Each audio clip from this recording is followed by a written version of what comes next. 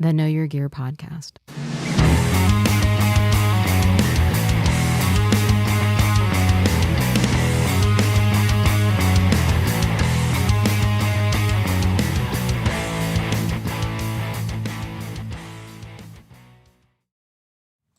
Hey everyone, how's it going? Welcome to the Know Your Gear podcast. I hope you guys had a fantastic week and are ready for some guitar stuff. So as always, I want to thank you guys for joining me live. If you're joining live, there's no commercials or ads during the live broadcast to say thank you. And also, if you're a patron member or a channel member, there's an ad-free version after this is over. So again, to say thank you. I want to thank the moderators as always. They have blue names with blue shields to help facilitate, get me questions, send you links, take care of all the stuff that's good. And what else? That's it. That's the announcements. So let's get into questions. I actually got a question and it just popped in just now. It's talking about early riser. And let's get out of this. It came from Mr. Mont. Mr. Mont said, "Hey Phil." By the way, he sent this. I'm kind of messing with you guys a little bit. Here's why. Mr. Mont just sent me a message, an email, and like literally seconds before the show starts. There's no way for me to respond to him, so I'm going to respond here, and hopefully he'll see it. He says, "Hey, I installed a set of Northern Lights into a guitar. I'm getting very low output." So he's talking about the measurements, right? He's talking on the bridge and the neck. He says that he measured with a guitar cable, which is totally fine. It's going to give you a little bit more resistance than normal, but it's not going to change much. Do those numbers sound right? The numbers sound fine to me. I tried the green and black wire together. Okay, that's okay. I use the red as hot and the white tied to the ground, and could it be that? Yes. So he says I just got them and closer to the strings, maybe neck pickup height. Okay, don't matter about the heights. So here's how it works. Dimarzio pickups are red wire is hot, black and white go together, green and the bare wire go together. So your green and your bare wire will be your ground. You'll want to solder that to like a pot or something like that. Anything that's going to be your ground, take it to ground.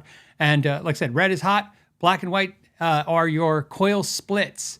So if you want to split the pickups, you would then go ahead and take the black and white wire together and solder them to your switch or to whatever, your push-pull switch, your toggle switch, whatever you have, your PD switch. Or you would tape them off or shrink wrap them off so that they don't touch anything, because once they touch ground, they're going to defeat one of those coils and you'll be back to single coil mode. So it sounds to me like you're in single coil mode. So that's what you need to do. There. All right, we got that out of the way. Let's get into another early riser question that I grabbed earlier. He says, let's see. This one came from Jordan, who says, "Hey, Phil, Guitar Center Gabe," this is what we're going to call him from now on, Guitar Center Gabe, the CEO of Guitar Center Gabe, yes, asked you, okay, so let's talk about this just to make sure everybody knows. This week, I was on the Guitar Center podcast. So Guitar Center has a podcast called Behind the Noise, and it's hosted by the CEO of Guitar Center, and that was filmed back in April. So it's funny. I actually had two people go, "Oh, you were just like out of town? What's going on?" No, I'm not out of town. This was done in April. That's how professional companies do it. I'm not a professional company. So in professional companies, they film stuff months ahead because they're always filming, I guess, people to be on the show. When I went and did the meetup with Gabe to have him on this podcast, and I did the bonus podcast with him, at the end of it, they asked me if I would be willing to stay a little longer and come on his podcast. So I said, yes, of course.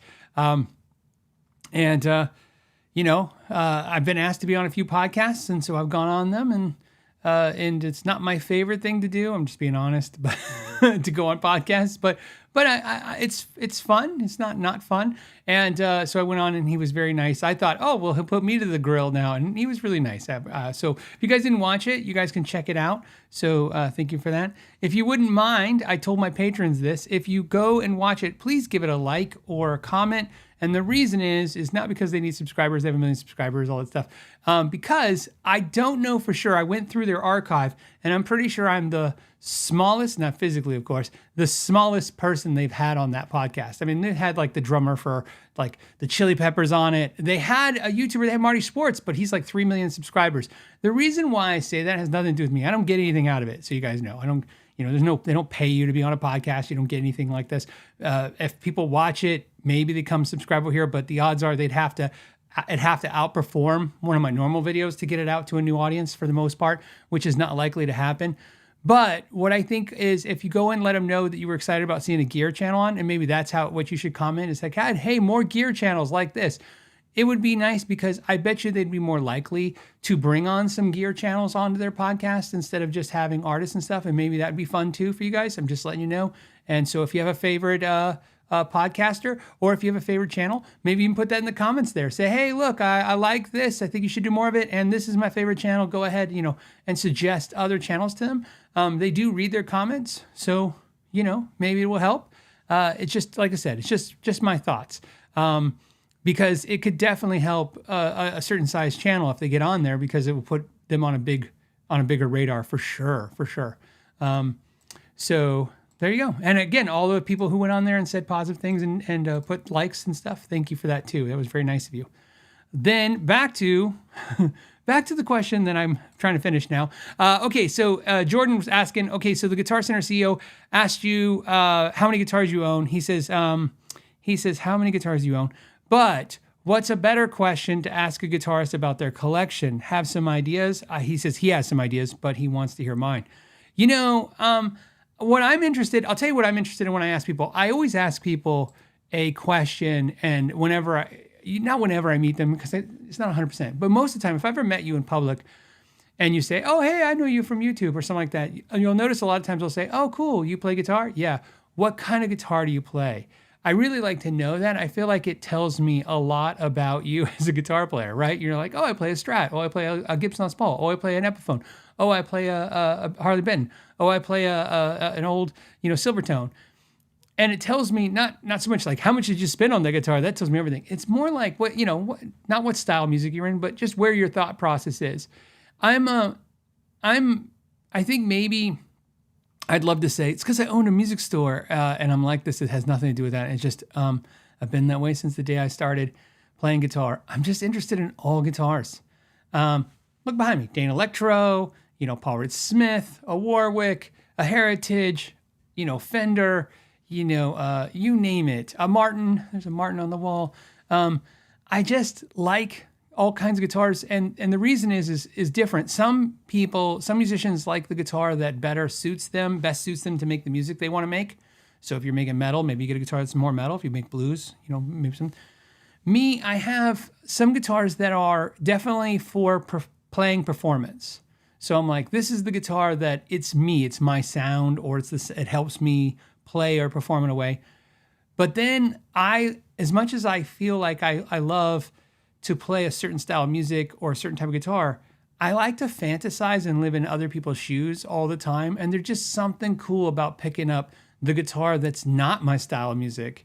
And I do envy some players out there. I have lots of friends that are one style of music, one style of guitar, and they just they play amazing, And I understand the logic of don't serve too many masters, the idea that it's like, if I put time on the Dane Electro and I put time on the 7-string, metal guitar, it's not really going to help me for what I actually do or what I actually want to play.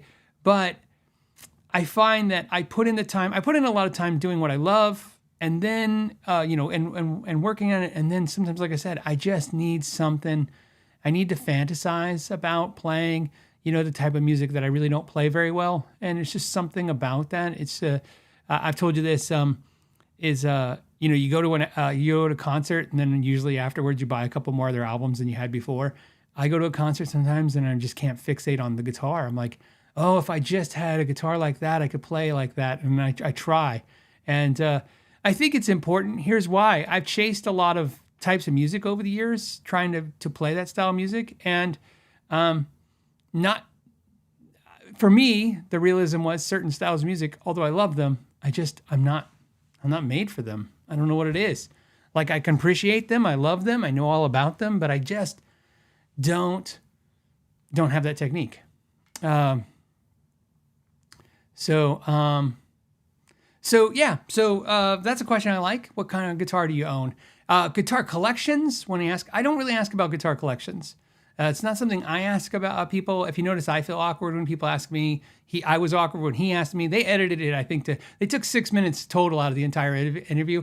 I believe off memory when I was watching it, they took out 6 minutes of my stuff. I think that's what they did to be nice. I appreciated them doing that. I didn't ask them to do it, but that's what I noticed is missing. And I think during that conversation, they, I think I was stuttering a little bit, like, because I don't know how to answer the question. How many guitars do you own?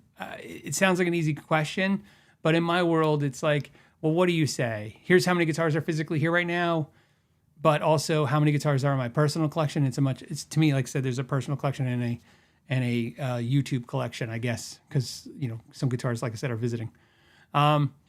Let's see. Yardbird says 100%, which is why I never would be a shredder. I love virtuoso style music, shredders, that style. I love it. I just wasn't built for it. And when I say built for it, somebody's going to...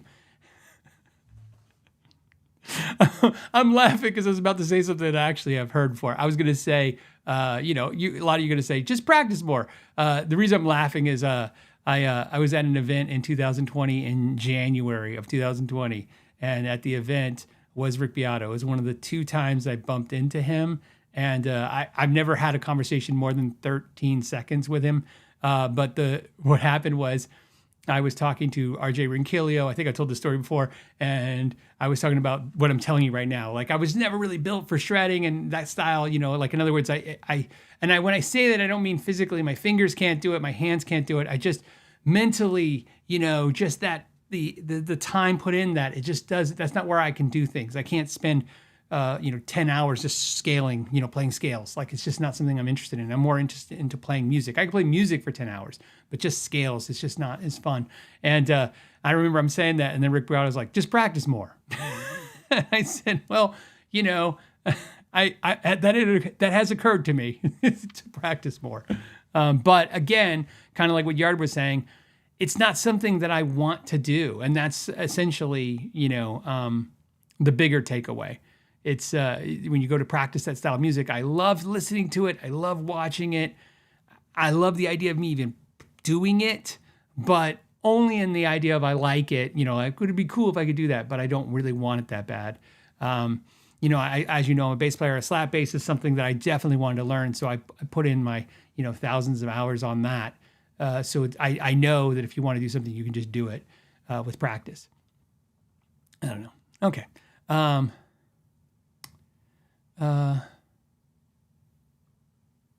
Okay, hold on a second. And by the way, if you're talking to me, put your question marks at the beginning so I know it's to me. All right. And then also, I'm going to grab a real quick one from T Texas Tiller. This Amanda grabbed this. Thanks, Amanda. Says recommendations on a soldering iron. My favorite one is the Weller. I'll pull it up right now. It's the one you'll see in all the videos. It's baby blue. I guess it's the same color as that Dana Electro. It's the Dana Electro. Sometimes to people looks surf green. It's really like it's like a tropical turquoise color, turquoise blue. I've had this discussion with you guys before, so you guys know cameras don't capture all colors correctly. So what you see in this guitar, just like I have a Telecaster that everybody thinks is surf green and it's absolutely not surf green.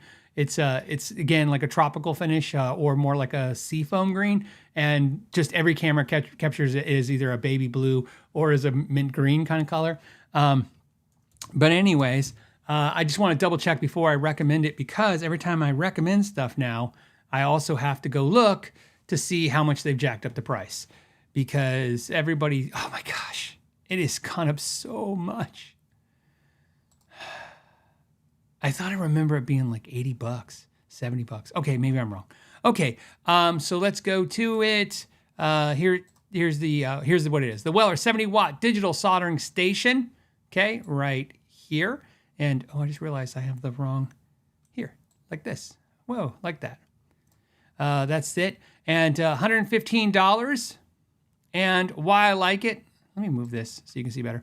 Why I like it, tons of reasons. One, Weller makes some of the best stuff I think in the world. Two, all of these components right here, not only can the tip be replaced, this can be replaced, every part. In fact, my cat don't worry. I told you guys last week about how I have a master power. By the way, a master power switch is not only great because of what I'm about to tell you. Remember I told you that if I leave this room, I have a button to kill all the power. And in my shop, I have a button to kill all the power. Well, guess what happened a few months ago? I went in to use my soldering iron, and it just wouldn't get hot. And the thermostat on it was saying like 800 degrees. And I'm like, wow, that's Fahrenheit, by the way. And I was like, what is going on? What is going on? And I looked, and there's chew marks on my cable, and the cat chewed the cable.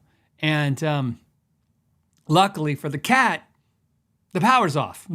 So I didn't know she was like going through a teething stage. So she was chewing up the wires. So I replaced this. I replaced this iron. I will tell you what sucked is I paid $89 for the iron. I almost thought about just buying another station, but then I was like, what am I gonna do with 2 stations? So so you can replace all the parts. The other thing I like about it is there's a setting in this so that when you set it to your temperature like I do, after so many minutes, it goes and starts cooling itself down, so you don't have to worry about your iron burning up. Plus it has a little holster for the iron and a little sponge. And one of the things I like is there are these there is a, let's see, I don't know what you call it. Hold on. Water squirt bottle. Yeah, this is kind of it. I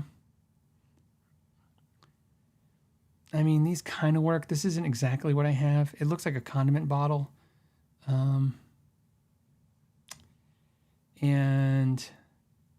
But these will work. I just want to give you the idea so you understand what the idea is.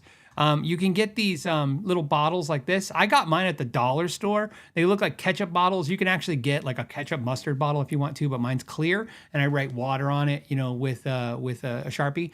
And then you've seen it in the videos. What you do is you get one of those. Here's why. Because if you get one of these water bottles, one like this, you can put some purified water in it, or better yet, some distilled water in it. And because it seals tight, mine has a little cap on the end. You don't have to worry about it evaporating. And that way, every time you go to solder, instead of taking your sponge and go getting water, I just squirt a little water on the sponge. And so have a little bit ready to go right there. So that's something I recommend to get as well. But I absolutely love the Wellers. I recommend them. There is a cheaper Weller. Say that twice as fast. A cheaper Weller that always comes up. It's this one right here. So if you're a little bit on the trying to be money conscious. $77 is this one.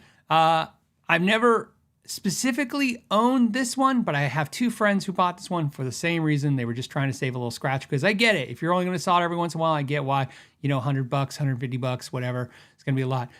Again, I recommend this as well. I like all Wellers. That's just a way to go for sure. So yeah, that's my recommendation. Just go Wellers. Travisary says, hey, will you review a Collins guitar? Sure. Yeah, I have one to review. I have a deep dives of a lot of guitars coming. So actually, but that's what I'm working on.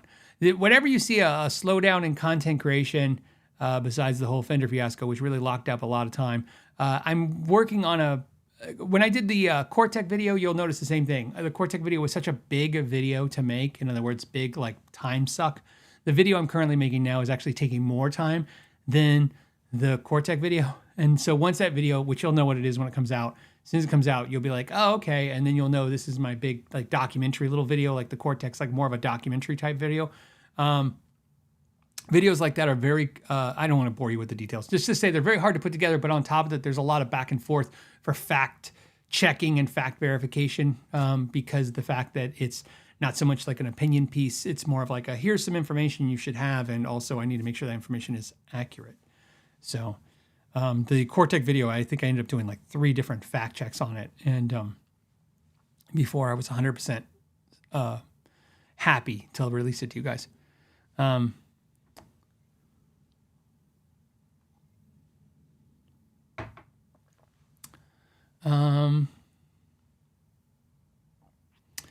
Glenn says, hey, Phil, I'm looking to eventually replace my old Gibson thin line hollow body with P90s that was stolen. What's the brand of your hollow behind you? Semi-hollow. That is a Heritage. I bought that Heritage. So the whole, I'm so sick of talking about Fender, but the whole Fender fiasco put me down a different road as it does, right? Emotionally, and not in the way you think. I don't have like a whole, boycott them. Like I said, it's up to you guys if you want to, go that route, and do stuff like that. That's just not how I think. What I will tell you is, I'll just tell you what I think. If you don't love Fender anymore, like whatever Fender did, if this has just wronged you to the point where you don't love them anymore, I can understand that. And I will just tell you what I think, and I hope it helps you too. I think it's more important to go find something else that you love than it is to just hate on the Fender thing. So a perfect example of that is, like, I'm not selling my Fenders. Like I said, I'm not selling my Fenders. In fact, I told you guys, if you don't want to support the parent company of Fender, then you can buy Fenders not from them. There's used Fenders out there.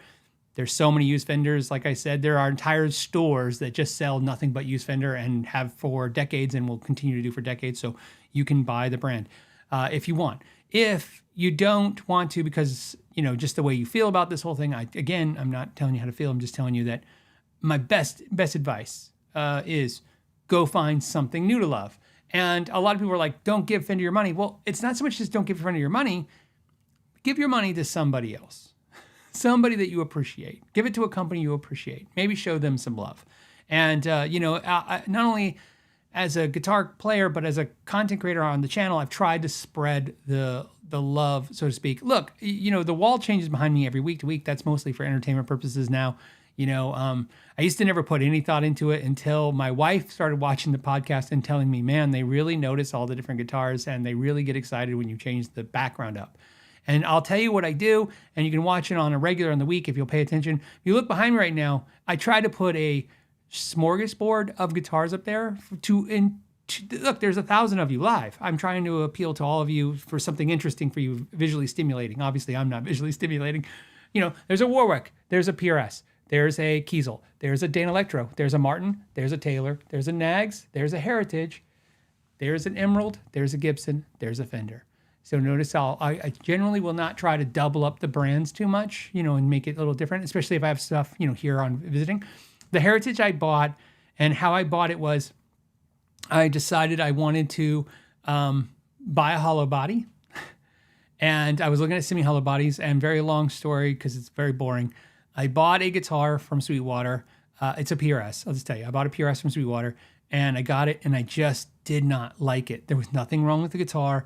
What happened was it was 7 pounds, 3 ounces, super light, but it was all in the ass. Like, every time I sat in my lap, I feel like it just wanted to fall backwards. Like, if it was 7 pounds, it was 3 pounds from the bridge to the headstock, and it was 4 pounds all in the back. So it was just all weirdly weighted. It was weird.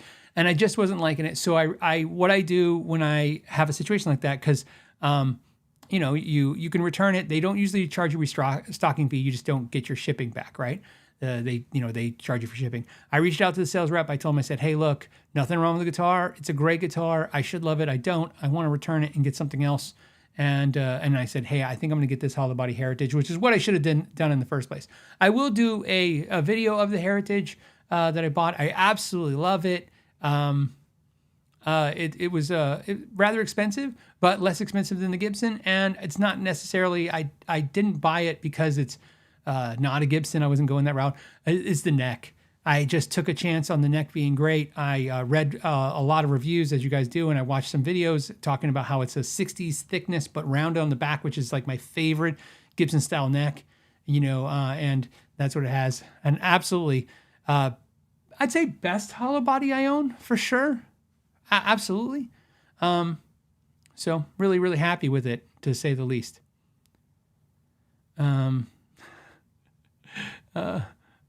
Blaine says, instead of guitars, I should do banjos and violins on the wall. Maybe we can get one of those CGI, backgrounds, whatever you call those green screen backgrounds. So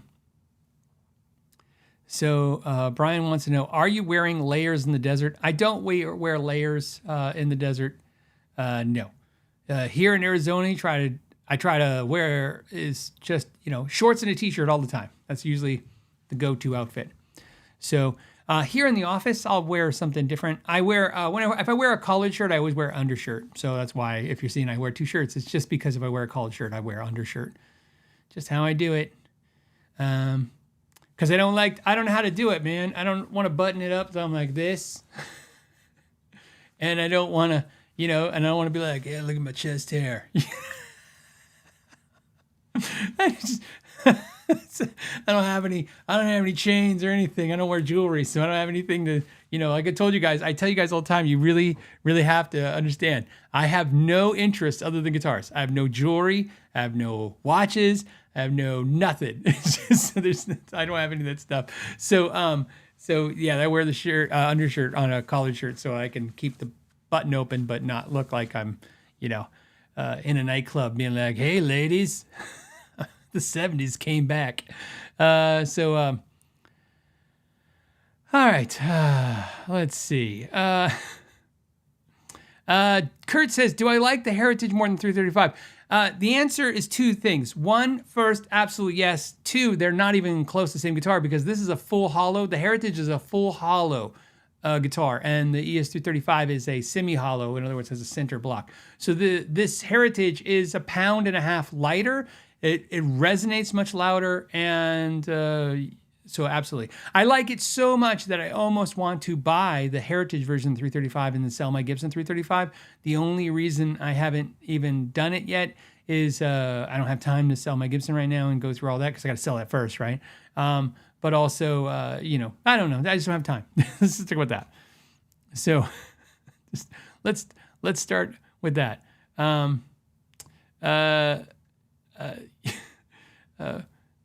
That's funny. Paul's like, Phil will soon start his own gentleman's fashion channel. I'll tell you a funny story. I wore this shirt in honor of the fact that when I wore my Batman shirt, a lot of people put in the comments that they were excited about the shirt. And my wife mentioned it. She's like, they seem to like your Batman shirt. Now here's what's funny. I'll share a little story. These shirts that I have, this is a Superman shirt if you haven't figured it out. These are, I don't know what they are. Are they retro? They're vintage? I'm sure they still make them. I've owned this shirt for a long, long time. At least 23 years, 24 years I've owned this shirt. And the one you saw last week. So why I own these is funny. You'd think I was a big comic book fan or I told you guys I have one interest. It's just guitars. What happened was when I used to work at corporate America, I used to have to wear a real suit, with a tie and all the stuff.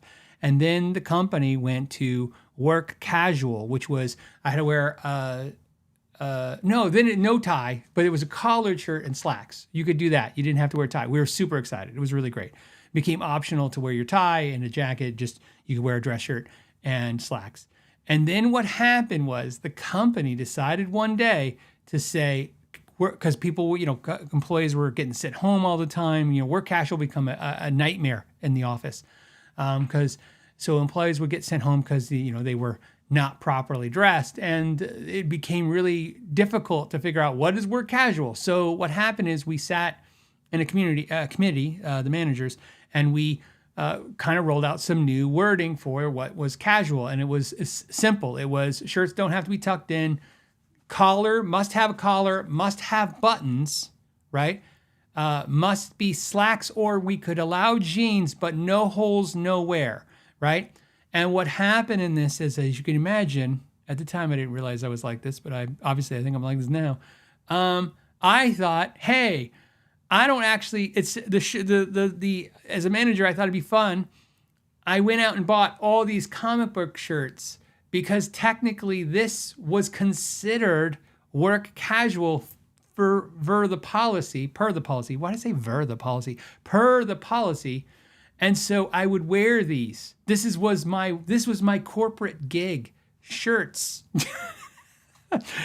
And it didn't go over well at first. I had a couple meetings with the VPs and the senior vice presidents.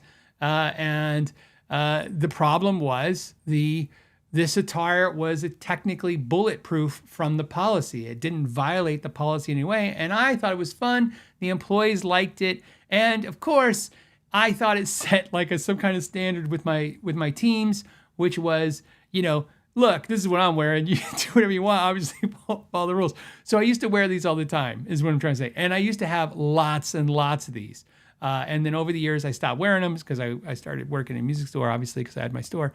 And my wife, I actually threw them away. Threw all these away. When I say throw it away, give it to Goodwill. I'm going to get mad. Everybody's mad at me if I say throw them away. You know what I mean? I put them in the bag and I go, this goes to Goodwill. And I was actually in the closet a couple of weeks ago on her side of the closet, and I noticed them. And that's because she put them, she kept them. She's like, I'm not donating these. She's like, maybe he'll want to wear them one day. So the Batman one I probably haven't worn in 20 years. This one I haven't worn in at least 8 years. So there you go. All right.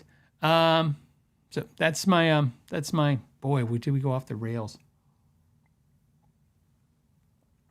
To be wants to know, what's my thoughts on Ebony's versus Rosewood for fretboards?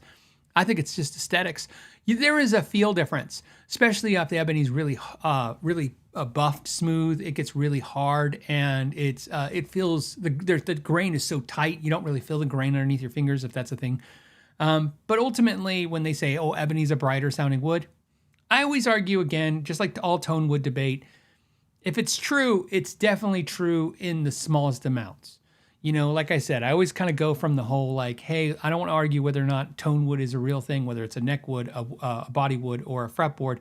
Let's just go off off the idea that if it is real, if tone wood is real, then how much effect does it really have? It doesn't have much. Even if somebody was to argue that tone wood definitely has a huge effect, I would say fine, but it's a very small effect. It can be countered very easily.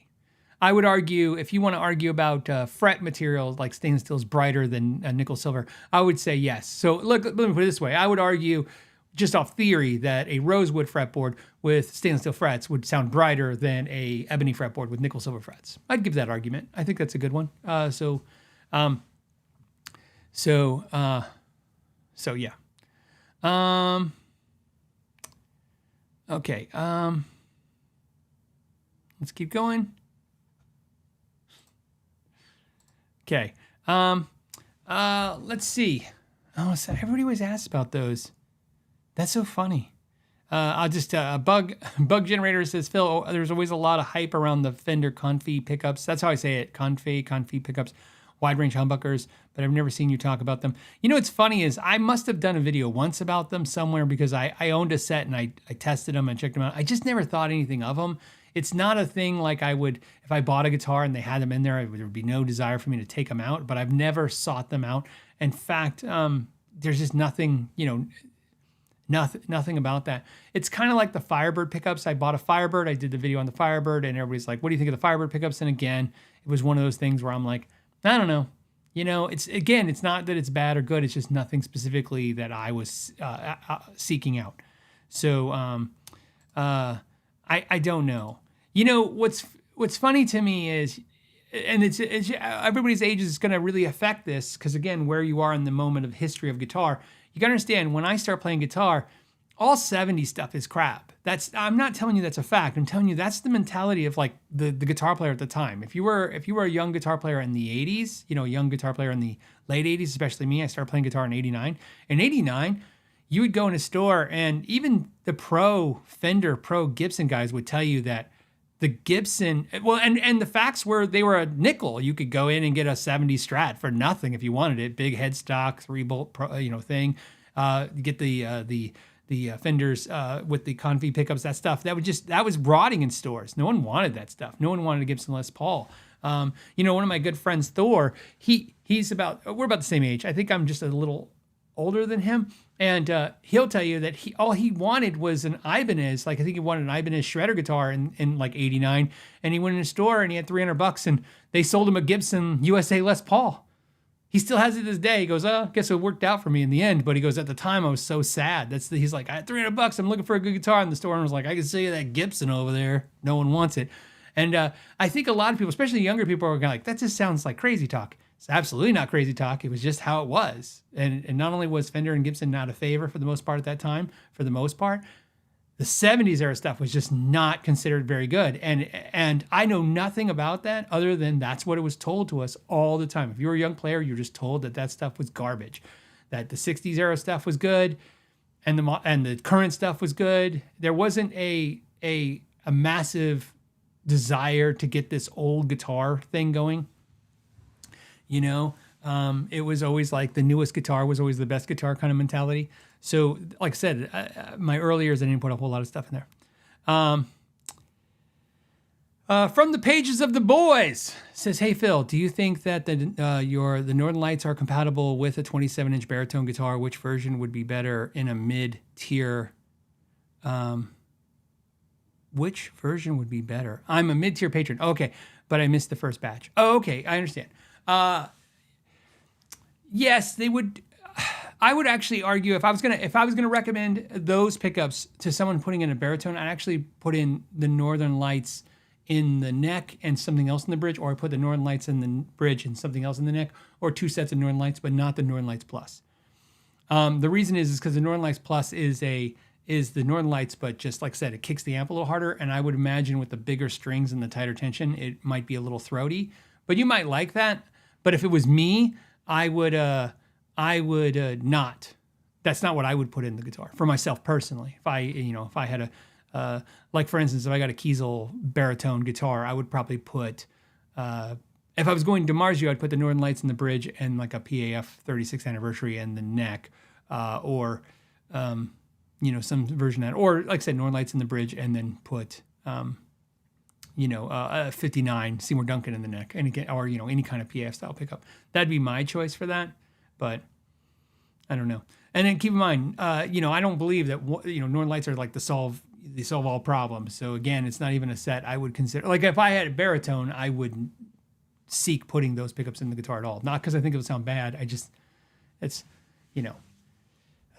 One of the things that I think they do by design is they really sustain really well. And I think baritones, just by the sheer brunt force of high tension and bigger strings, do have a piano-like ring.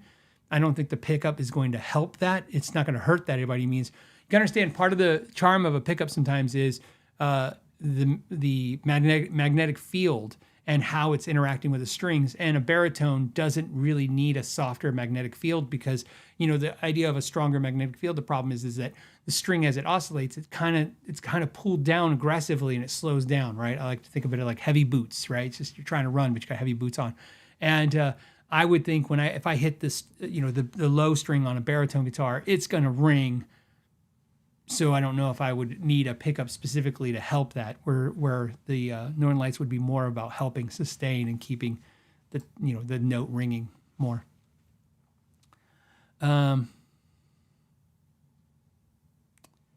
Let's see. I don't know. It's Step Van Joe. Let's take a look. Hold on. Here's a question, and I'm going to pull it up. Let's see.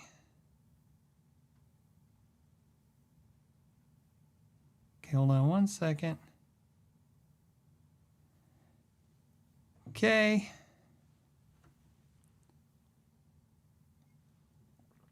All right. Hold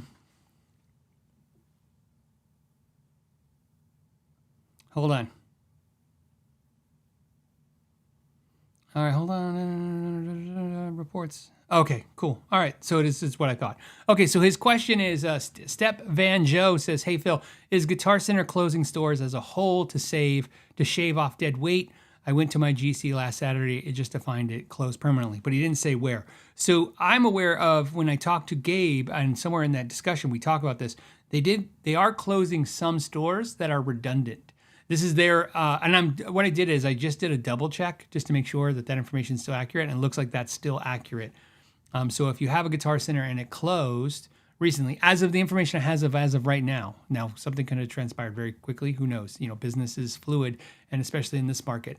But as far as I know, if a Guitar Center has closed, when I asked them about some stores that have closed, they said any stores that are redundant. So in other words, if they feel like there's a store covering it. Where I live, there's 5 Guitar Centers, and I would say at least one of them is redundant.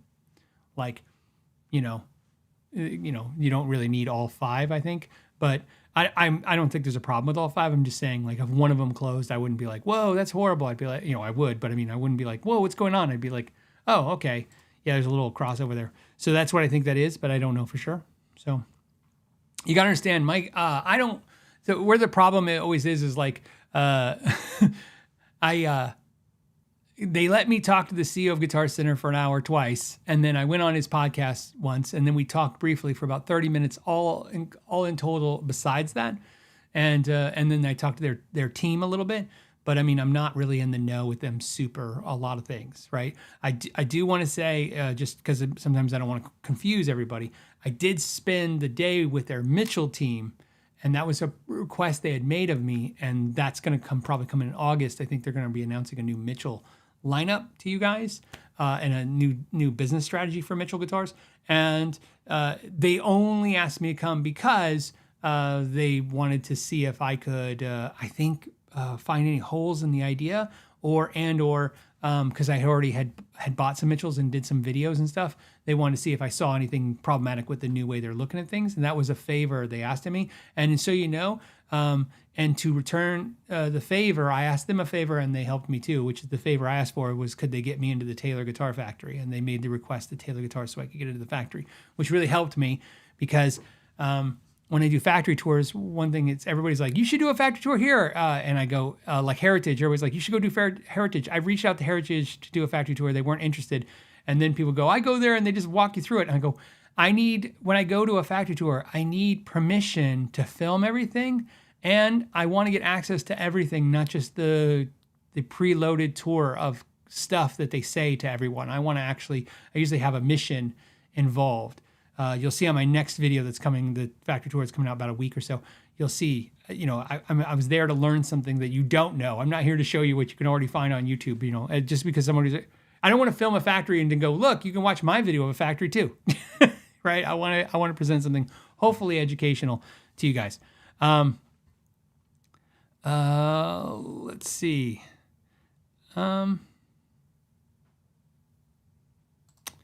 This is a question. Okay, so this is Stav says, hey, Phil, if I like my action low, but the first 2 first frets ring dead notes, what can I do?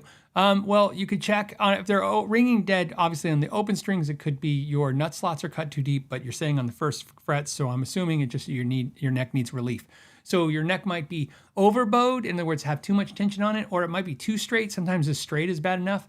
This is a confusing thing because if you go on the internet, as you know, you're going to get conflicting answers to whether or not a neck should be perfectly straight or have some relief in it. And the answer is yes. And I did this before, the same thing a couple of months ago. I said this, and some people really lost their shit on it. They were like, what do you mean? Yes. My point is I'm sorry. I thought I was explaining it perfectly then. I'll try a little better this time.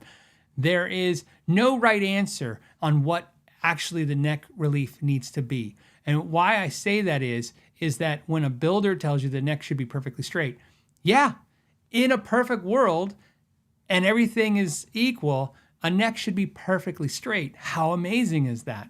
But it's not a perfect world. Sometimes there's other things at play. And yes, you could, and sometimes leveling all your frets and crowning them, crown and leveling all your frets is a fix for that. But sometimes it's not. And so I've learned, at every guitar's got a little bit of, they're a little finicky. They need a little finesse.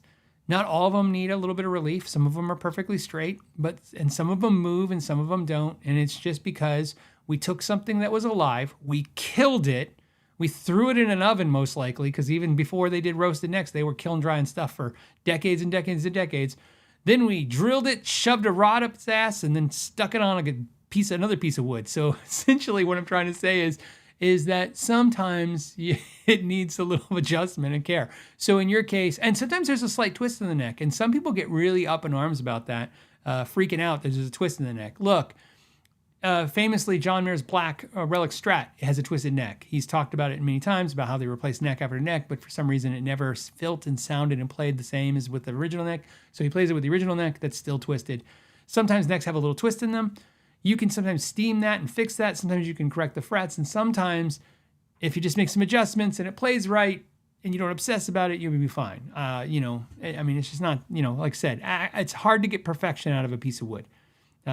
There's a quote that I can't quote exactly because I don't remember it verbatim, but I remember Grover Jackson saying something to the fact of, and again, I'm apologizing for misquote. I promise it's 80% in the range or 75% of the range. He said, all guitar players want is machine tolerances out of wood. And I was like, that's great. So yeah, I would say in your case, I would give it some relief, and that will solve the problem. And then just keep tweaking until it's you get the action where you want, and you don't have those dead notes. All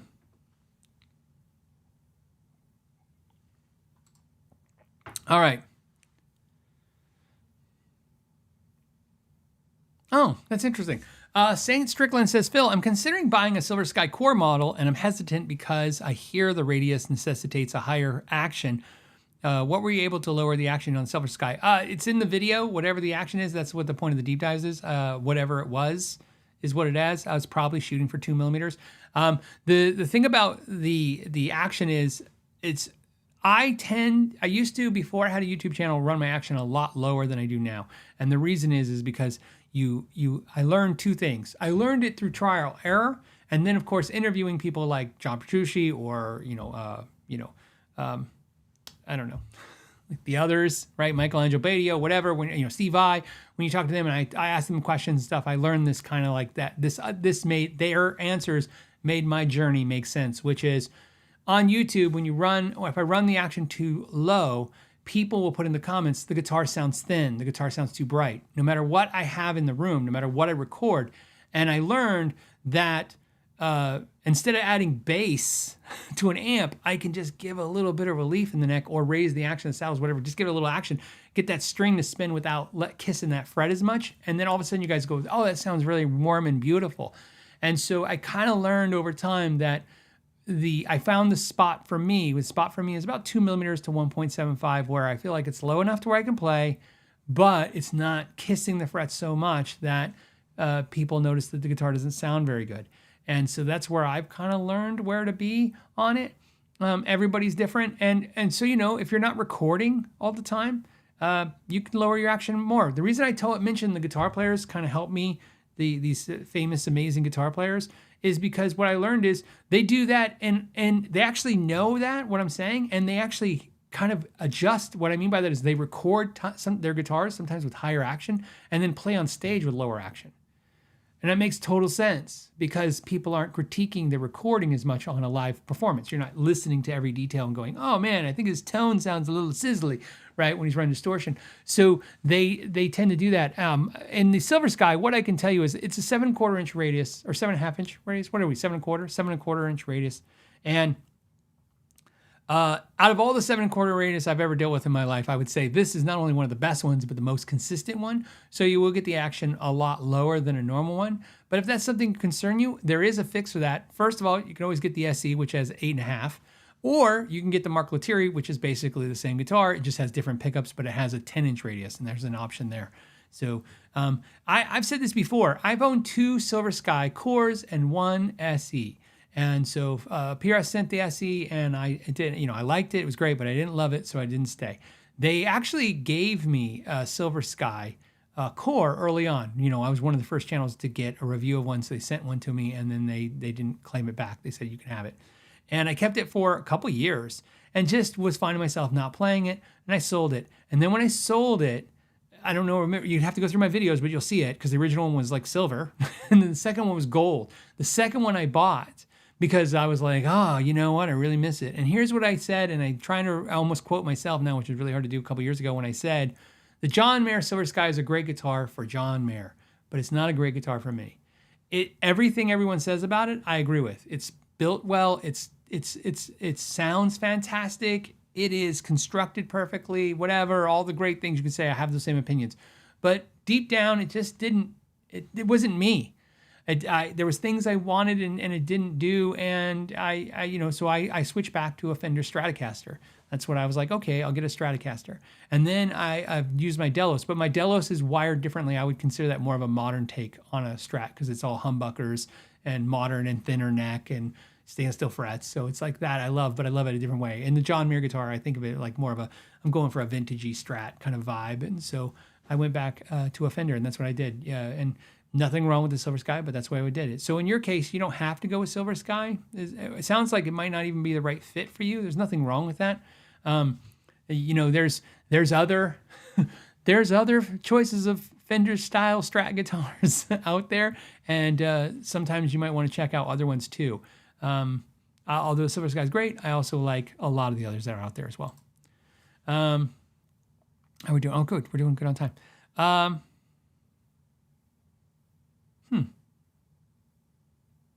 don't understand the question. Okay. All right. I don't know what this means either.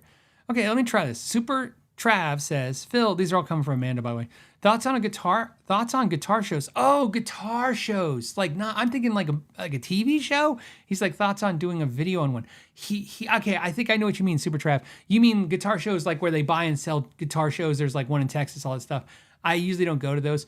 I've never really went to them before. I'm sure it's great content and the concept. You can go there and, I don't know. They're never here where I live. So I'd have to drive to Texas or fly to Texas or go to California or go to wherever they are. And, I think there's a lot of cool channels that cover stuff like that. I always kind of find myself watching videos like that. I'm not a huge, that's not a huge appeal to me to go to the guitar shows. I don't know what it is. It's nothing negative. Trust me, if there was one here, I'd definitely go.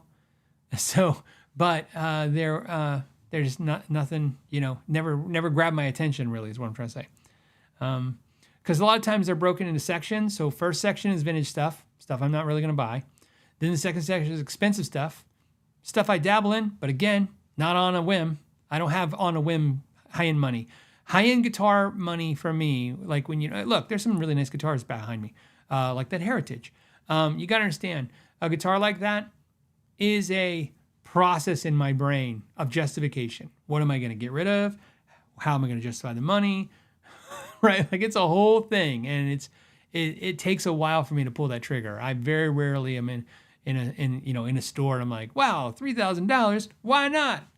Gold card accepted. I'm just not really like that. And then to me, I'm kind of sad because it's happened to me before. One of my the guitars that got away was I was at Carter's Vintage Guitars. This was 2018, and I was in there and there was a guitar and I should have bought it. Now the guitar's worth twice as much as they were then, and I thought they were crazy then, and I just couldn't do it. And you'd think I'd learn from that to do it, but it's still, I find that the opposite's more true than that. In other words, more times than not, I'd be more regretful that I bought it than if I didn't, like I did. I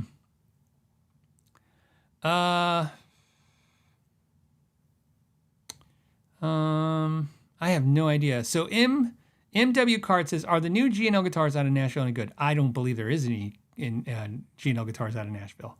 So I would like to get a Blues Boy. So if that helps.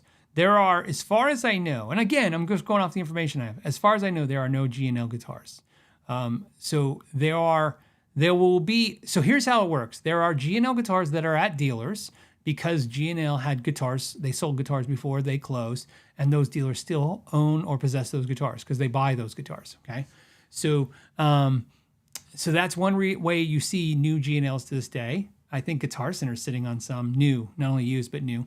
There is also, you got to understand that G&L had some inventory left when they closed. Most of that inventory was defective, is my understanding from people at G&L. And that went to MIRC, to Merck. And Merck is a company that gets returned instruments from manufacturers like Fender and stuff, and then they refurbish them and then sell them to retailers. And fix whatever the issues are. They're like a B stock or a second, sometimes referred to as a used guitar. Sometimes because they stamp used. It's more of an Epiphone thing, but B stock or second. And so I believe they acquired up a bunch of that inventory as well. Now how they got it, I don't know. Whether it was a negotiation from G&L to sell MIRC all the guitars, or if Fender acquired G&L, Fender had them do it because they already have contracts, I guess, with MIRC to refurbish Fender guitars, so that would kind of make sense to take this inventory. I also believe what I understanding was MIRC took over the last of the warranty work for G&L because there was customers, if not dealers, with guitars that were being fixed by G&L at that time that had warranty issues, and I believe MIRC, I call them Merck just to make that easy for me. So I believe Merck fulfilled those warranties or in the process of something like that. Basically, what I can tell you about G&L, and I've said this kind of before loosely in the past, is when the end was happening, I was in a lot of communication with G&L. I was talking to them about a lot of stuff before this happened, and I kind of got the sense that something was going wrong when I was talking to them. And then, of course, when it happened, it went wrong, and I was in communications with the owner and others up until what I call the cutoff moment. And the cutoff moment is whenever the sale transpired, which Fender had publicly put that they acquired, or at least we know they acquired the Leo Fender name and likeness. The problem is going to be, it'd be interesting to see what happens to the company. Was it sold to a third party who's not, hasn't pushed them out yet? Or was it sold to Fender, who's Fender, because Fender, because you can understand, when Fender didn't have to acquire the whole company, they could have just acquired Leo Fender's likeness and name. This happens all the time. In fact, that would make sense with the Merck thing, because maybe Fender acquired the intellectual properties, but then said, hey, we want you to take all the inventory and disperse it and get rid of it. But here's what I do know. I've been around the block enough times to know that at some point the owner signed something, some kind of NDA, as you do, and it was like, we're not talking about that no more. In other words, we can talk about anything else. You want to talk about, he's like, we can talk about anything else. We're not talking about that anymore. And that's, so I don't know anything past that point. I don't think many people do, but we'll see. Yeah. So anyways, if there's somebody building G&L now out of Nashville, I'd love somebody to send me some information on that. I'd love to learn more about it. I'm curious. Obviously, I'd like to see the G&L brand not go away. Yeah, I don't know.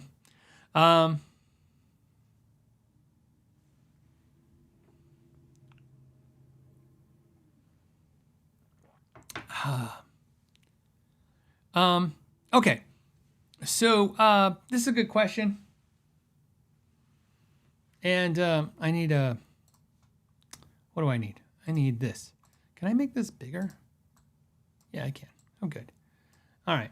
Let's see if I can do it now. I have, since you guys didn't like the dry RS boards, I have a new thing. So I got a question. Here's the question, and then we'll go, ooh, I'm not trying to break that. So the question was from, I'm going to say Brad. From Brad said, hey, considering Gibson's headstock breakage issues, how much might a Apex carve or a volute remedy that problem issue? Thanks for continued passion and diligence. Okay, let's see if I can draw. It's probably not going to work. I have this option now. So if we look at a Gibson neck, can we? Okay, we look at a Gibson neck.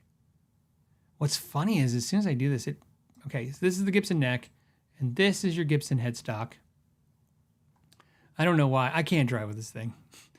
This is the important part. This is the channel that, see, not going to work. See, you guys hate the dry erase board, but it works so much better than this thing. Let's do it the old school way, whether you like it or not.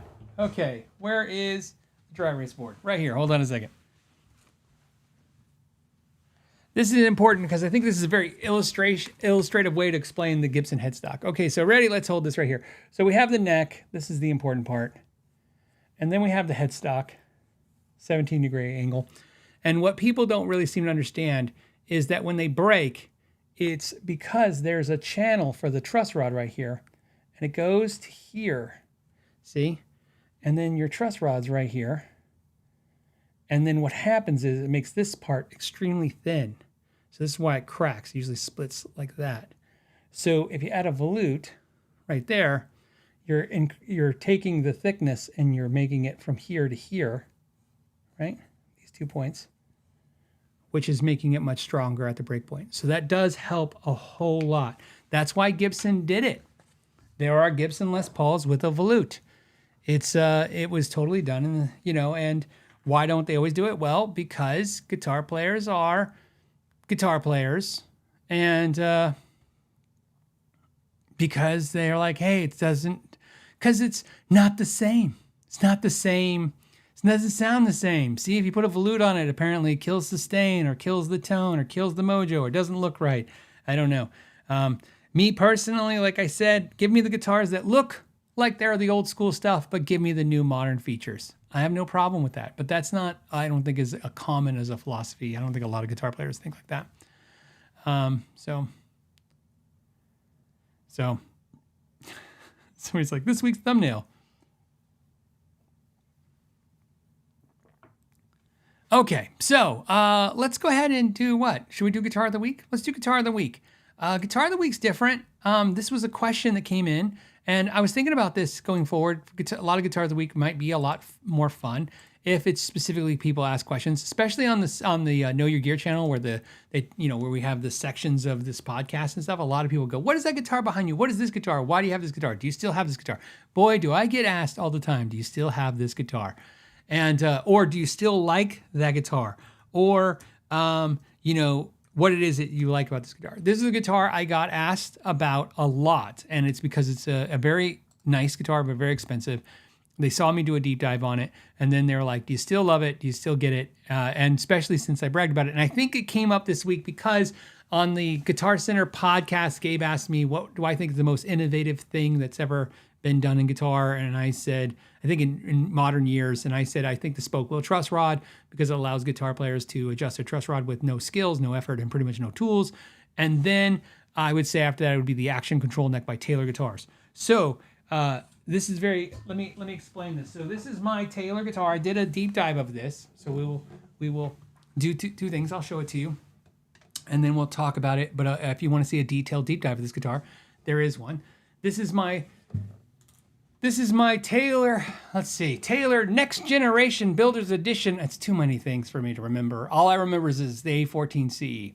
I am not usually a very high-end Taylor acoustic person. I mean, I like Taylors and Martins. I have lots of them, but usually I go to the mid-tiers. I don't go so crazy high. But I fell in love with this guitar. In fact, so much that when I did that video, I called them immediately and I said, "Hey, I gotta buy this guitar. I gotta get this guitar." And so, I just absolutely love it. This is my favorite wood acoustic guitar I've ever had. Keep in mind, I still love my Emerald, but that's a carbon fiber guitar, totally different world. This guitar is so good, and mostly because it plays so amazing. And if you haven't seen, what happens is there's an adjustment. Let me show you. There's an adjustment on it where the neck adjusts, and in that video you'll see that you can take a tool, it goes in there, and as you adjust it, not only can you change the truss rod, but you can change the pitch of the neck. So again, like doing a neck reset in real time.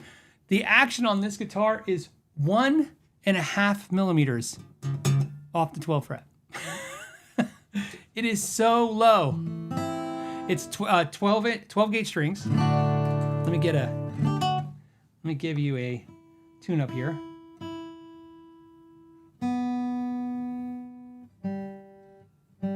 So close. But one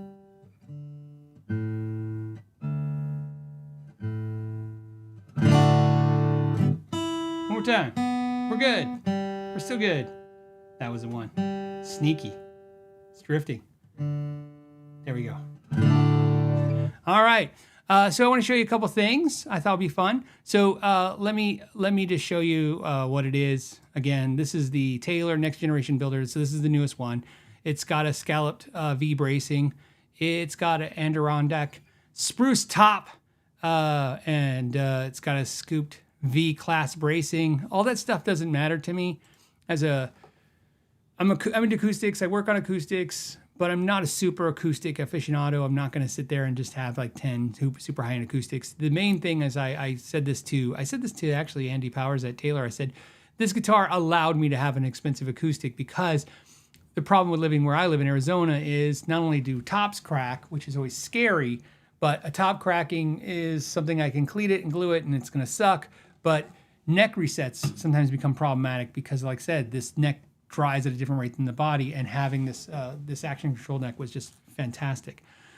This also has their new electronics, which I should probably show you guys. So let me go ahead and plug this in. I know you guys are like, an acoustic?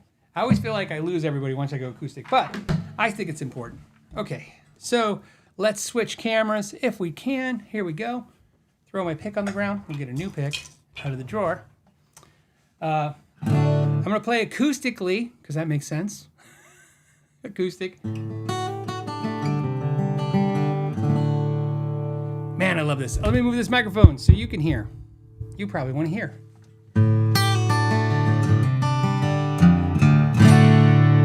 And let me go to you guys, and you can ask me anything about it. This is a crazy guitar. I think this is one of the guitars that a lot of us, let me move this out of the way. There you go. That would love to own, but you're a little scared of it, like I was.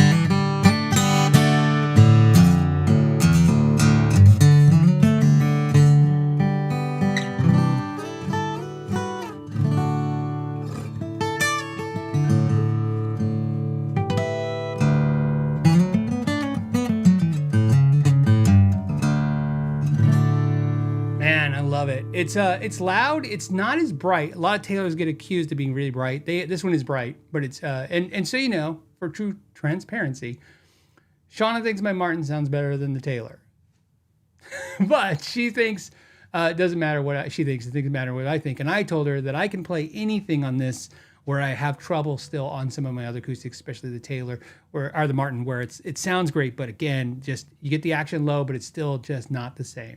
But here's the crazy part, and I thought this is why somebody was asking to still have it. The thing that's important to understand is that this is the top or the second highest model of the series. They do have other Taylor next generation guitars that are, let's look, I think it goes as low as the 3 series. So, and you get the neck adjustment. It still doesn't make the guitar affordable, but it sure puts it in a more obtainable range. So it looks like, yeah, the 312C is still a next generation model. So let's show you this. I'll show you the guitar. And so if you go here, you can see here that the guitar is essentially the same style. This is the 3 model. I'm trying to hold the price from you for a second because I want you to see. So this is the 312 CE acoustic. It also has the same pickup system, which I'll show you in a second, but it also has the same neck adjustment. This one's also super expensive, but it's at $24.99, so $2,500. And then it comes with a case. A little fun fact for you, a little cool little fun fact. Taylor makes their own cases. In fact, you'll see in a video soon coming up that not only do they make their own cases, they actually make Collins cases too. But they make their cases in Mexico in their Tecate factory in Tecate, Mexico. So it's kind of cool because you don't see a lot of guitar companies that build their own guitar cases too. That's pretty cool. All right, so if you don't mind, let's go back to you guys. And since I gave you a little taste of how it sounds with so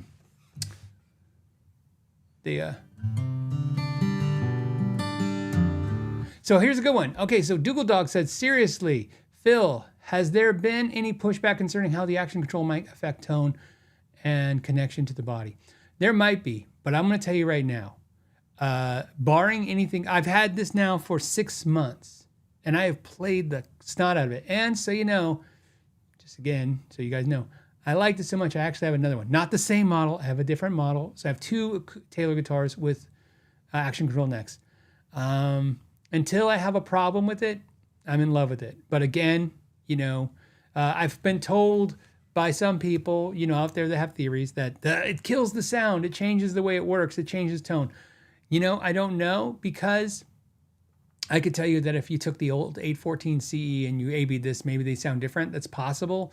I mean, it's possible. But again, at some point, it's a guitar for me is always about, I had a personal moment with this. It plays great. It sounds great. It does what I want it to do, and I'm happy with it. So that's where I ended up on it. But I can understand the concern. Sure. So.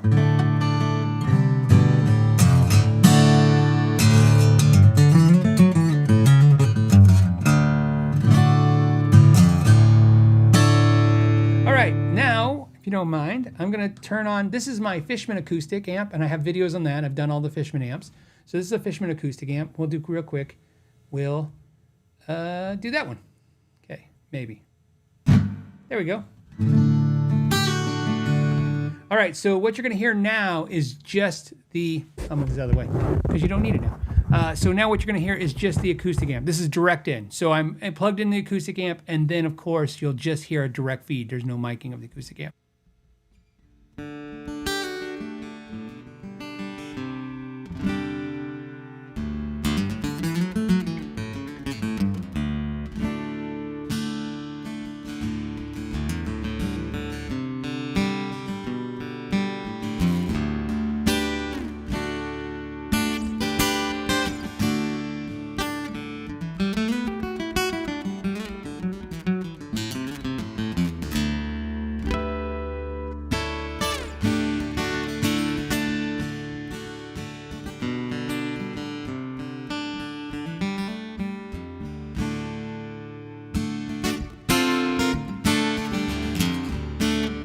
Now, what's cool is I, of course, like all acoustics, I think the just acoustic sounds better than the, you know, the pickup, the transducer pickup. But what I love about the fact that Taylor had their old system, which would hide in the saddle, which I think sounded really good, but this, they went back to a more traditional under saddle sensor, which to me just feels pretty natural because that's what I'm used to with other guitars. I play mostly in drop D. I don't know if you guys know. Anytime I'm playing, if it's not a demo for a video, I'm always in drop D. I play 90% of everything. I told you guys I wrote a bunch of songs. Almost everything's in drop D. Why? I have no idea. I just like it. So I just want to show you some of the reason I like something about the plugged-in sound over the traditional acoustic sound. Just a little percussive on the muting is what I like.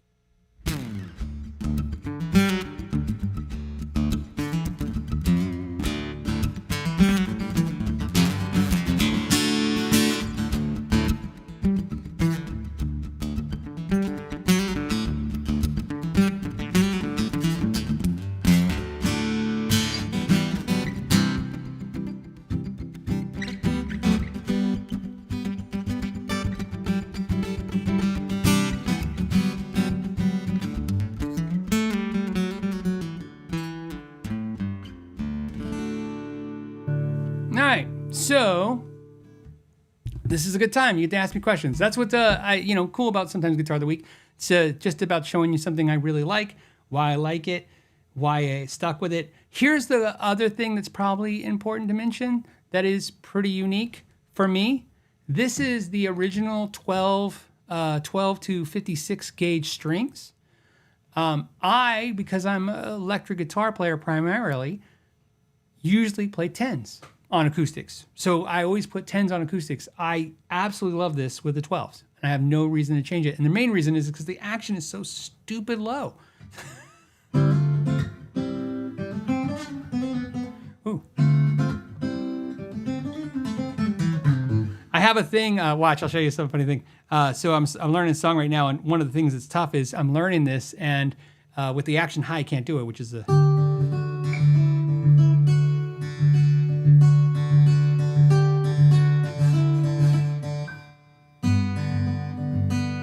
Should have turned the mic back on.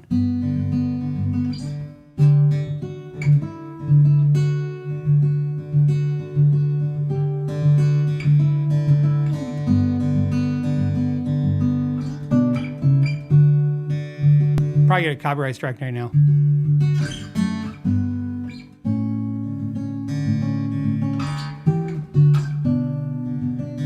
Totally getting a copyright.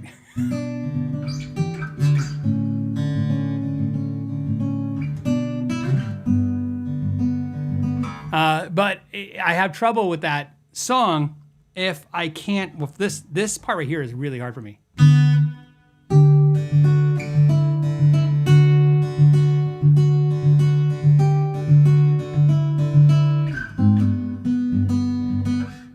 Yeah, good job, Steve. Biffy Clyro, one of my favorite bands of all time. So in my top 10 for sure.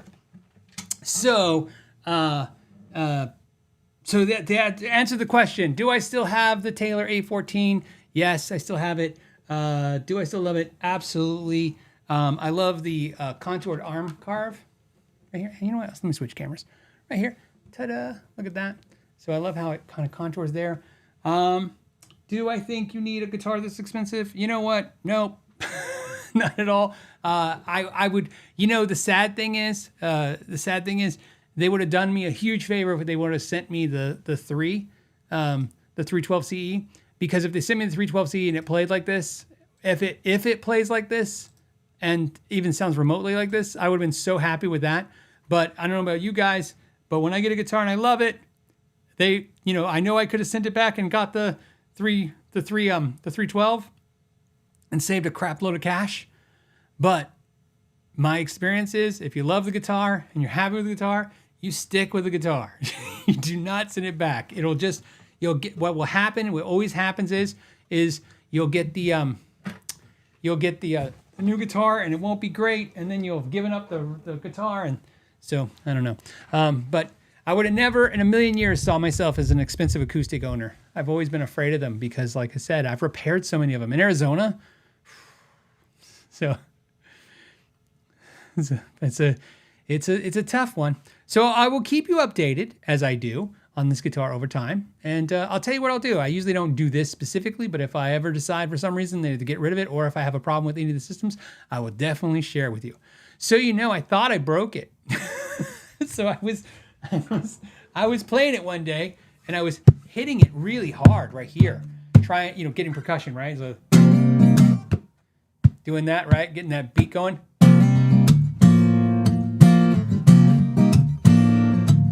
You're right, and doing that. And then all of a sudden I couldn't hear the piezo. And I was like, what is going on? What is going on? And I couldn't figure it out. And so I was tapping on it and it wasn't as loud. And I was like, what's going on? I'm messing with the controls. And I don't know what happened to this day. It just fixed itself after a few minutes. It was fine again. And I've done it since a million times and I've never had a problem. But I was a little concerned about that. So that happened. Let's see.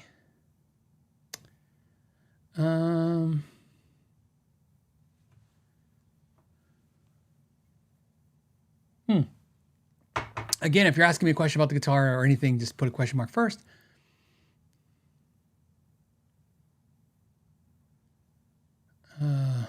Okay, hold on a second.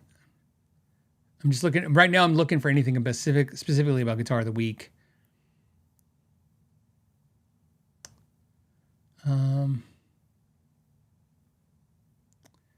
And somebody mentioned Cole Clark. I love Cole Clark acoustics, by the way. I'm actually repairing one right now. It's really, really sad. It's broken. I mean, it's broken. It was it was dropped and the whole body cracked.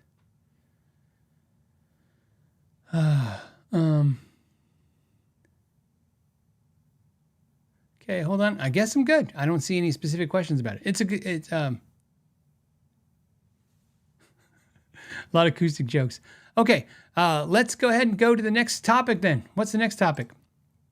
Let's find out.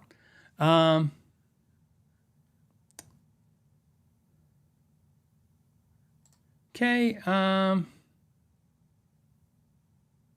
on a second. I don't know what this is. This is from Papa. It says, Papa says, hey, I love the Line 6 guitar port back in the day. Excellent plug and play tool for a bedroom player. Are there any mainstream tools nowadays that offer the same value and bang for the buck? So the Line 6 guitar port. I think I remember what that is. The Line 6 port. Hold on, Line 6 port, because if there's one I'm thinking of. Nope, Line 6 port. I'm hoping guitar port. Is that what you're talking about? The Line 6 guitar port? There's some couple things that call it the port. There's a Line 6 tone port. There's a Line 6 guitar port. And they look like they're all interfaces to computers is what I'm seeing, unless I'm missing something. Line 6 sonic port. So I don't really know the answer, but I will tell you that what I use is the pod. Is it the micro? Not the pod. Don't listen to me. What is it? The Spark. The Spark Micro? Is it called the Micro? What do they call this stupid thing? The Spark Go. So I use the Spark Go, which is this thing. And this is currently my only guitar product that I own that has an app. But this is what I use, and I highly recommend this. I've owned all the Sparks. I like them all. If you like your Spark, good for you. I liked it too. But I only kept this thing, and the reason is because there's very few things that do what it does. I'm really interested in the new JBL one that does that, but I don't necessarily want to buy something to replace something I don't need to replace. But the Positive Spark Go is, right? Is that what it's called? The Go? The Go is to me is like the best little travel amp in the world for just, I can throw it in my gig bag and I just go and I always have it. So really straightforward, super easy. And you can record with it. You can direct out and record with it. So, and then Papa's saying, no, it's the single knob interface with software. You know what? Probably 1,000 things are as good as that, if not better now. So if you're looking for something that interfaces in your computer for recording, I mean, there's so many good things. You can use anything. You can use a Behringer mixer now for a USB plugin. You can use, any of that stuff. There's tons of stuff. I use for this. I obviously use a Rodecaster.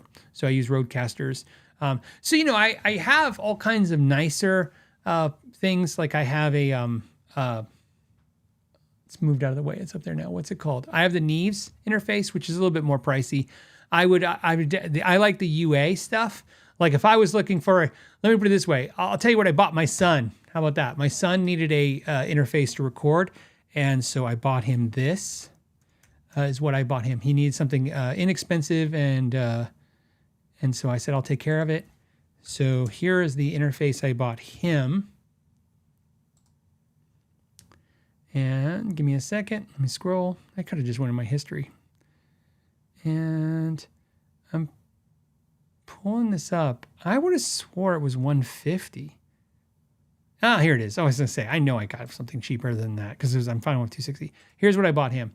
I bought the Universal Audio Volt 176 USB-C. That's actually not true. Now that I look back, I'm looking at it going, that's not what I bought him. So it's funny. It looks like it was $199. Let me just show you. Okay, so that's close what I bought him, but not what I bought him because I know this is what I bought him. But what's funny is I would have swore I paid a lot less for it. Here it is. This is it.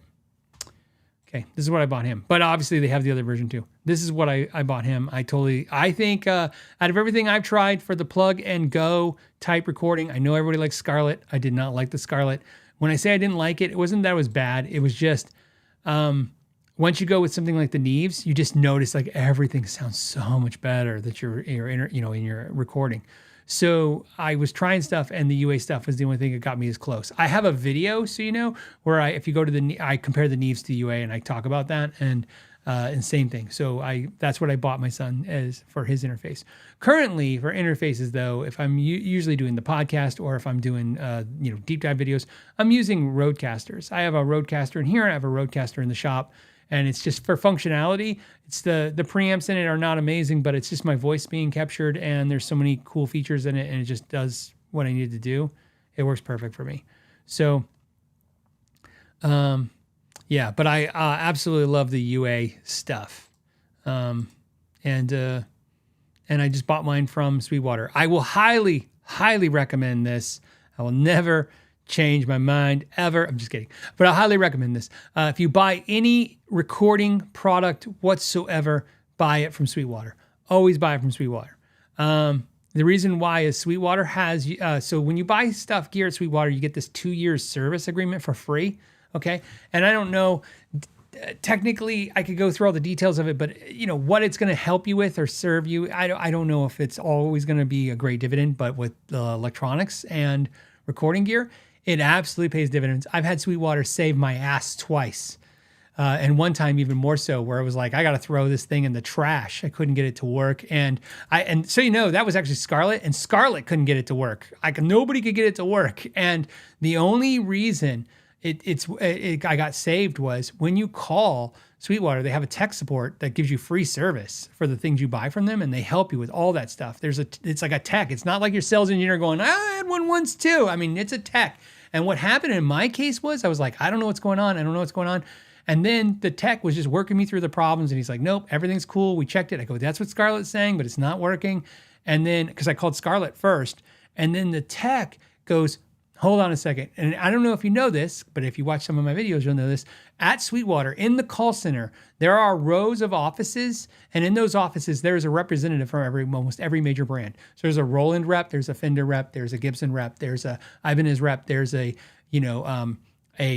Scarlett, no, not a Scarlett rep, but there's an Apple rep, Apple the computers. And so what happened in my situation was the problem became a update or something that happened where the Scarlett and Apple computers weren't working right. And so the tech was able to find the problem on the Apple side because the computer was blocking something, and it had to do with an update, something that Scarlett did, and then it just didn't work with Apple now. And so the Apple guy was able to figure it out. So it was crazy. Richard said Sweetwater techs are great. It's absolutely great. And it's the equivalent. Look, I'm praising it pretty hard. You got to understand it's a free service. So if some of you, I'm not saying it's the greatest thing ever, but for a free service, it's up there with like in the same regards like the Genius Bar at Apple. Where you can walk in and talk to somebody or talk on the phone to somebody and have you walk through tech support. And it's really nice when you buy something and you can get tech support. So I highly recommend that. I don't know if Guitar Center offers that same service. I don't know if anyone else does too. I'm just telling you, I've had great experiences with Sweetwater and that particular service, which is great. So there. All right.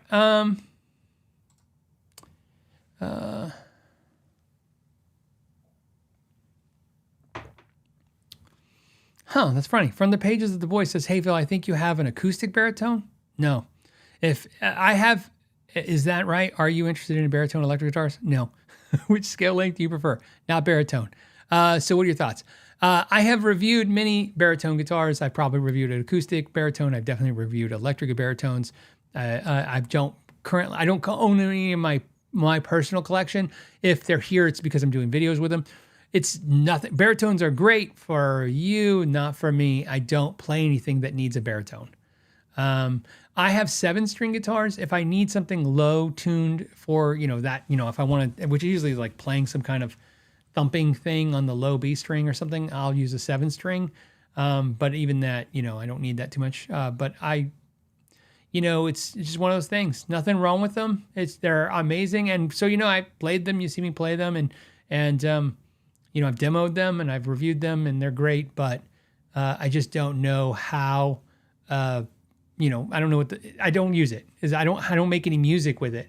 And, and the sad thing is even though I like making content and that's a lot of the equipment I have is for content, I actually like to make music a lot and I play a lot of music and I play with friends and I do that stuff too. And I just don't play anything that would need that. Let's see. Happy Good Thing. What's up? He says, how's the training going? Army training, sir. Training's going good. This is 1 year mark. I've been trained. I think this is the 1 year mark, basically. So I've been going to a trainer for 1 year. I told the patrons, I said, here's my joke. Take it for however you want. I said, I guess I make enough money to go to a trainer, but not enough money to not go to the trainer. That's what I've learned. Because let me tell you, I could be dying and I'm going to the trainer. I'm not... because I'm not gonna, because you're paying whether you go or not. I'm going. So I've been going now for a year. It's good. I like it. When I say I like it, I like the results. I do not enjoy going to the gym. I'm sorry for the people that love the gym, and I see them every day at the gym, and they love the gym, and I can tell they love the gym. They're all smiling.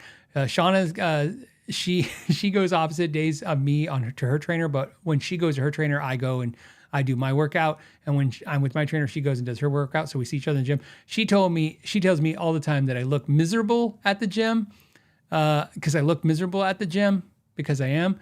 But hey, I'm gonna keep going. It's cool. That's good. I've lost like 52 pounds. I got like 52 more to go. I'm not kidding. Like 50 pounds more to go. I have 52 pounds in a year, which is crazy because probably first 3 months I lost nothing, and then the next 3 months I probably lost like 8 pounds or 10 pounds.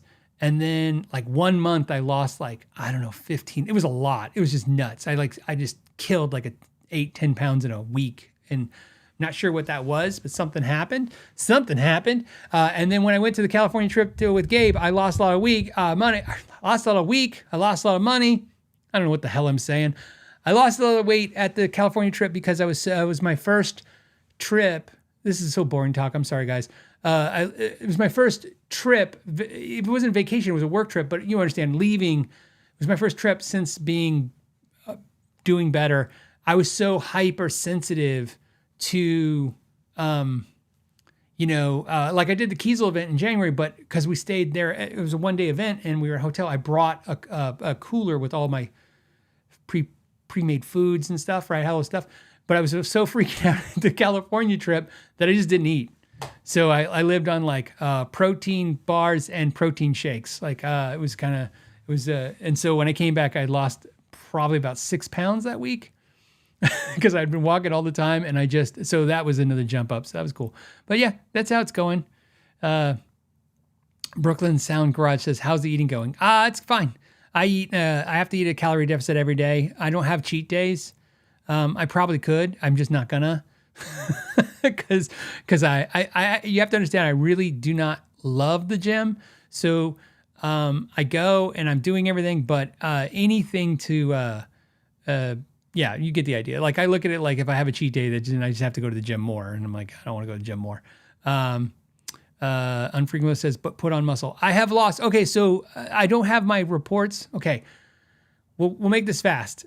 I go and I get, so you guys know how it works for me is I go to the trainer and then every once a month they take this body reading, your arms, your neck, they measure you. They run this thing through your feet and it comes out your hands, some kind of thing. I don't know. I have hand controllers and then you have to have bare feet. And then it tells you like, this is how much muscle you have. This is how much fat you have and all that stuff. So I have lost I've lost more than 52 pounds. I've lost like 56 pounds or 58 pounds. I don't know what exactly because I'd have to do off memory, but I've lost that. But I gained weight in muscle.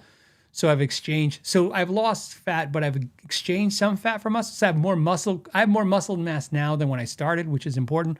But then also quarterly, once a month, I go to the doctor.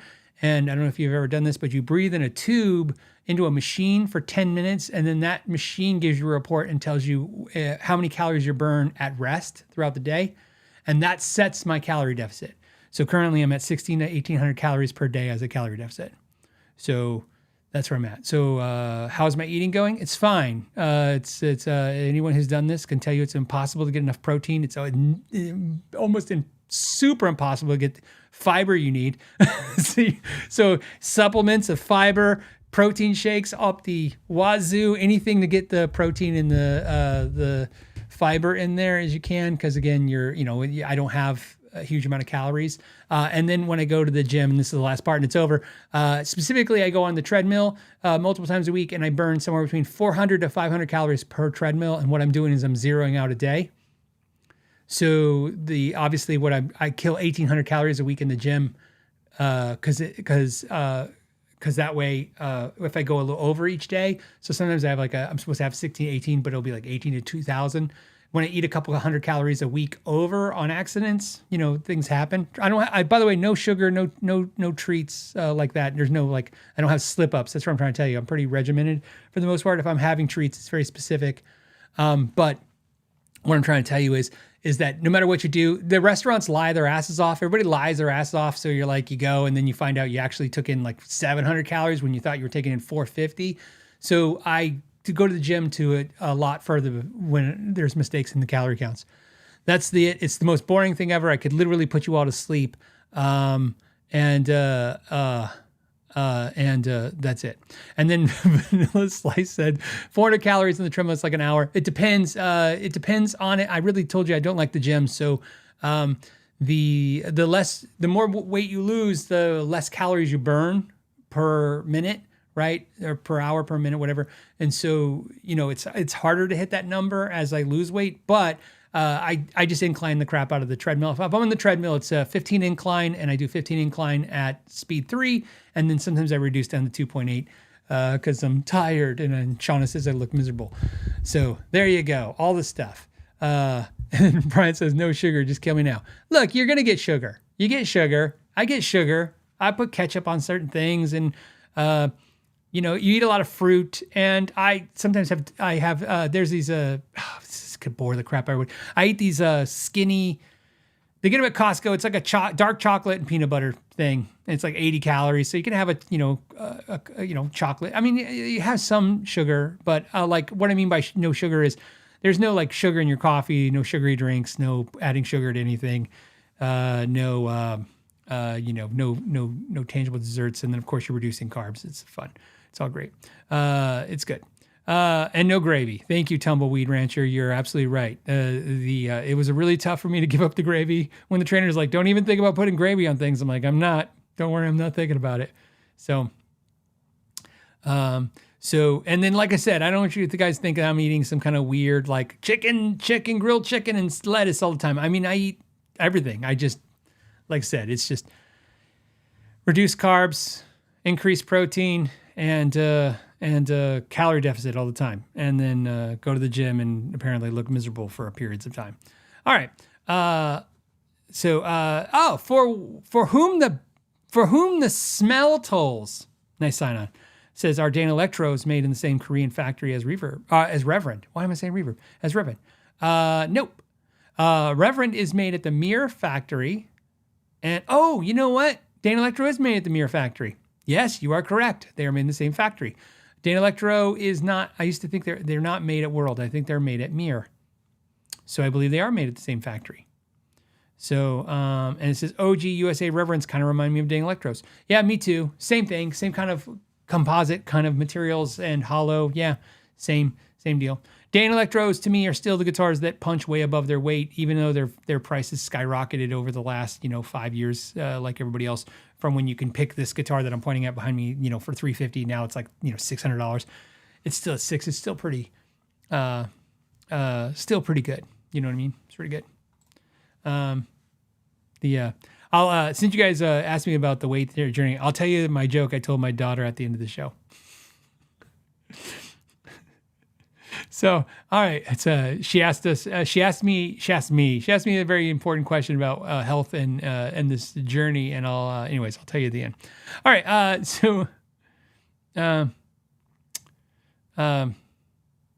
this is a great question. Jason wants to know, hey Phil, when you're making pickups, do you associate certain types of wire with certain sound, like heavier farm varv for old school blues sound and plain enamel for hotter pickup sound? I mean, yeah. I mean, you kind of think that way, right? Plain. Yes, I would say yes. I found that on my journey of making pickups, what I found is that I didn't know this. I learned. I told you I learned how to make pickups, and then I started designing pickups, and then I had a friend who designed a pickup, and then I started making his pickup.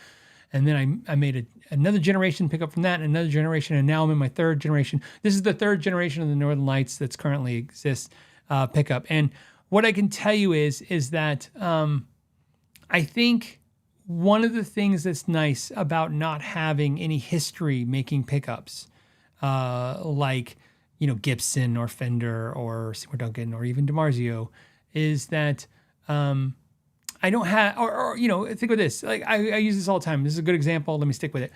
John at Throwback, I think he's a genius, and they make amazing pickups, and they recreate something from the past that's really good. And although some people are like they're very expensive because they are, it's still very thoughtfully done. Like he's obsessed about how do you replicate this type of pickup.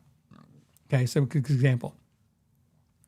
But then you look at a modern pickup maker, which actually now is a vintage pickup maker, like Dimarzio pickups. They're modern because they're philosophies, but they've been around for 54 years, so they're not. Their pickups are old now too. They don't think that way. They don't think like Gibson got it right in the beginning. They think like, here's what guitar players were unhappy with. You can understand, how did Dimarzio start their making their pickups? They started making their pickups the way Seymour Duncan started to make the pickups too, is not going, hey, everybody wants this old, pickup and nobody can get it, so I'll recreate it. It was like, everybody doesn't like this, and we're going to make something that's better that musicians like, and the musicians gravitated towards it. And so the reason I tell you all of that is like, when I started making pickups, I started doing what everybody does. I recreated pickups because I'm like, I'm going to get a kit, get a pickup kit. But nowhere in my brain said that the old way was right and the new way is right. So I don't have a problem making a hybrid. I made a joke, and I mean this in the nicest way possible. But I would imagine that when I put some pickups together over the years, there are pickups that I believe that neither like Seymour Duncan or Dimarzio or Throwback would ever do. Like, in other words, a modern pickup maker would never put those older vintage style components in their pickup, and a vintage style pickup maker would not put any modern components. And I mix the components based on I don't really care if on paper or if, the culture doesn't think it works. I found this works best for me.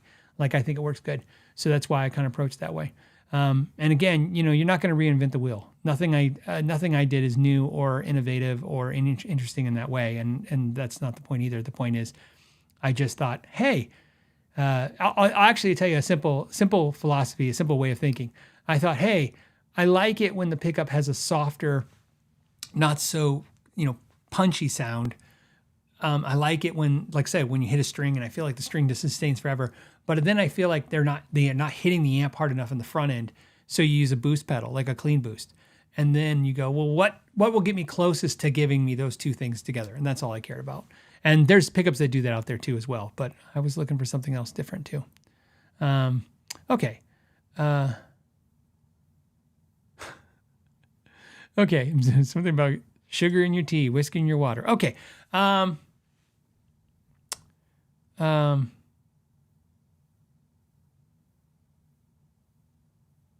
I don't know the answer. Jonathan says, hey, I got David Grissom's personal DGT TCI tuned capacitance inductance pickup. That's what TCI stands for.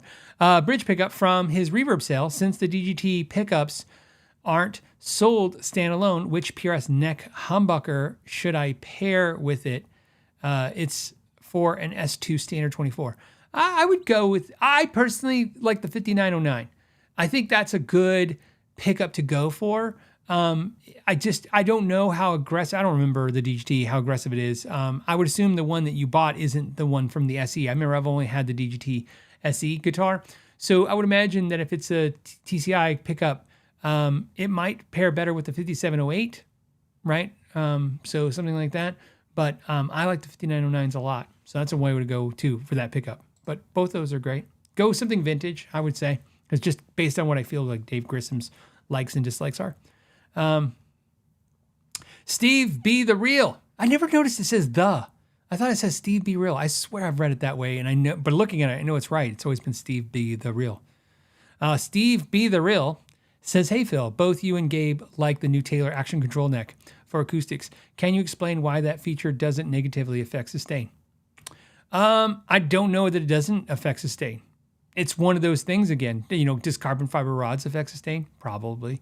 Does over larger truss rods? Look, a classical guitar player doesn't even want a truss rod in the neck because they think it ruins sustain and ruins the guitar, ruins how much the guitar projects, right? So yes, do modern features. Like I said, there's an argument out there, as you know. It's like, hey, this is the vintage guitars are better, and like, let me explain why. And it's kind of like. If somebody argued that, cars were better when you just hit the gas and they went, and now they have, regulators and, governors and all this stuff in cars. I get that. So I wouldn't argue that, like I said, because I'm not gonna A/B the Taylor to another guitar, another Taylor, an older Taylor. I've heard through the grapevine that the new Taylor Action Control 814 CE does not sound as bold or big as full as the previous generation 814 CE.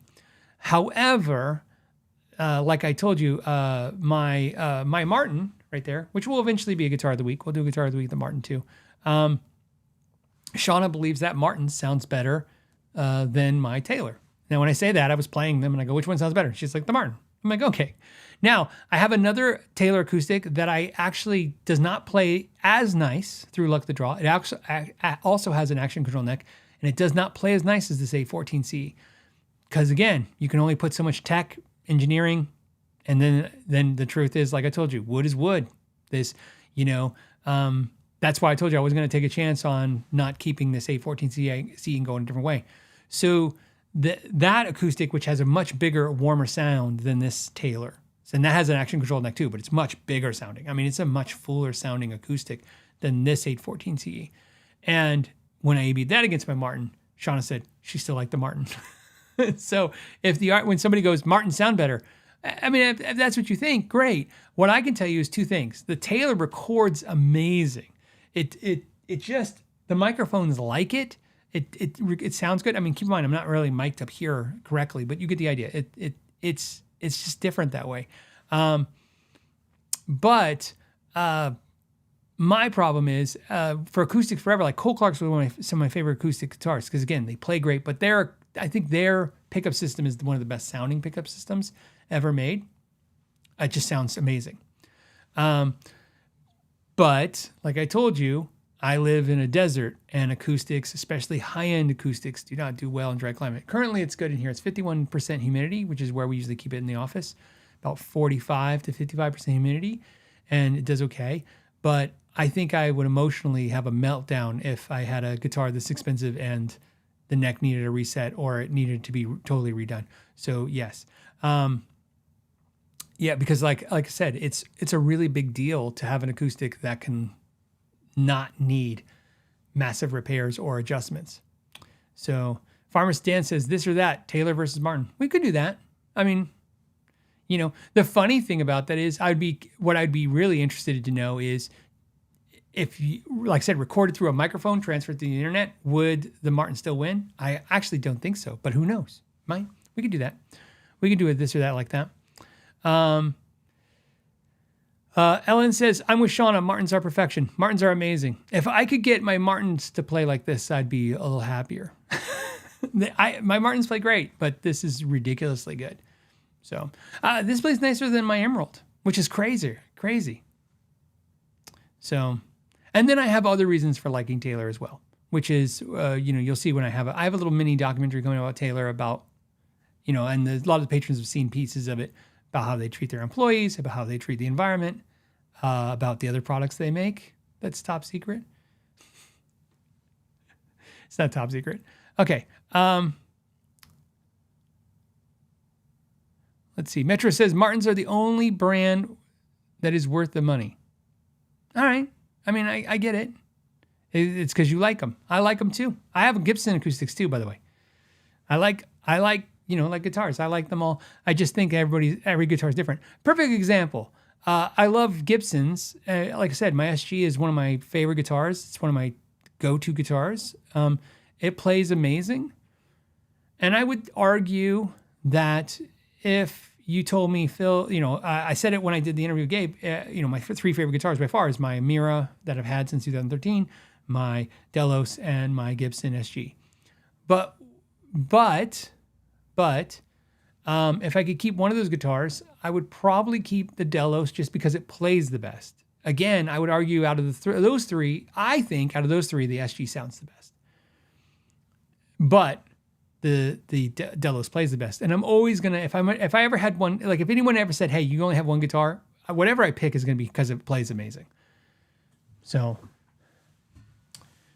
I just really like, because the better it plays, the easier it is for me. I don't have to work as hard.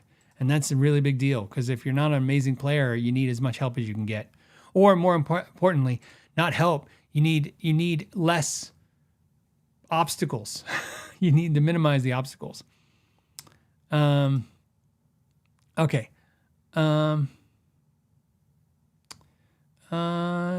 Sadly, Traversy's like, hey, can you tell us which Collins guitar you would like to review? Nope, because I already have them, so I'm not going to tell you what they are yet. Because then you guys won't watch the videos. The Real R. Oh, I remember the sign-on. The Real R&D says, hey, Phil, I'm one of the first 1,000 subs. I've been to your shop, met Shauna. How come I had to watch a GC video to find out that you had a line of basses? And then we'll go to this or that. So let me just tell you the line of bass story that I told you guys in that video. Because again, I know I'm talking this whole time and it seems about me. Obviously, I was just talking about my training and stuff. Generally, the show I think is for you guys, by you guys, kind of deal, right? You ask questions, and if I can, chat it up and tell a story, it's great. But I generally don't talk about me so much. So when I do go on another podcast and they're asking me questions, he's asked me a question, how did I get started down this road? I started building basses. That's how I got started down the bass road. And that's actually only part of the thing, which is I think is boring. The important part is this. I was building basses, and then like I said in the podcast, I got a great bad idea, which is why don't I do import basses? I thought, because why? Because no thought other than that is the business model that I had seen. I had seen that business model. Everybody did that. You know, Fender did that. PRS did that. Everybody did that. They made a thing, and then they made an affordable thing. Obviously, because again, you have more market, you know, right? It's easier to get people to buy a $300 thing. And so, like I said, my first order is basses. Now, we didn't go into detail in that story. So, you know, the detail is my first order was 400 basses. So that was not my only order. Somebody said there's 400 McKnight basses on the world. There's a lot more than that. There's thousands. We made thousands of them.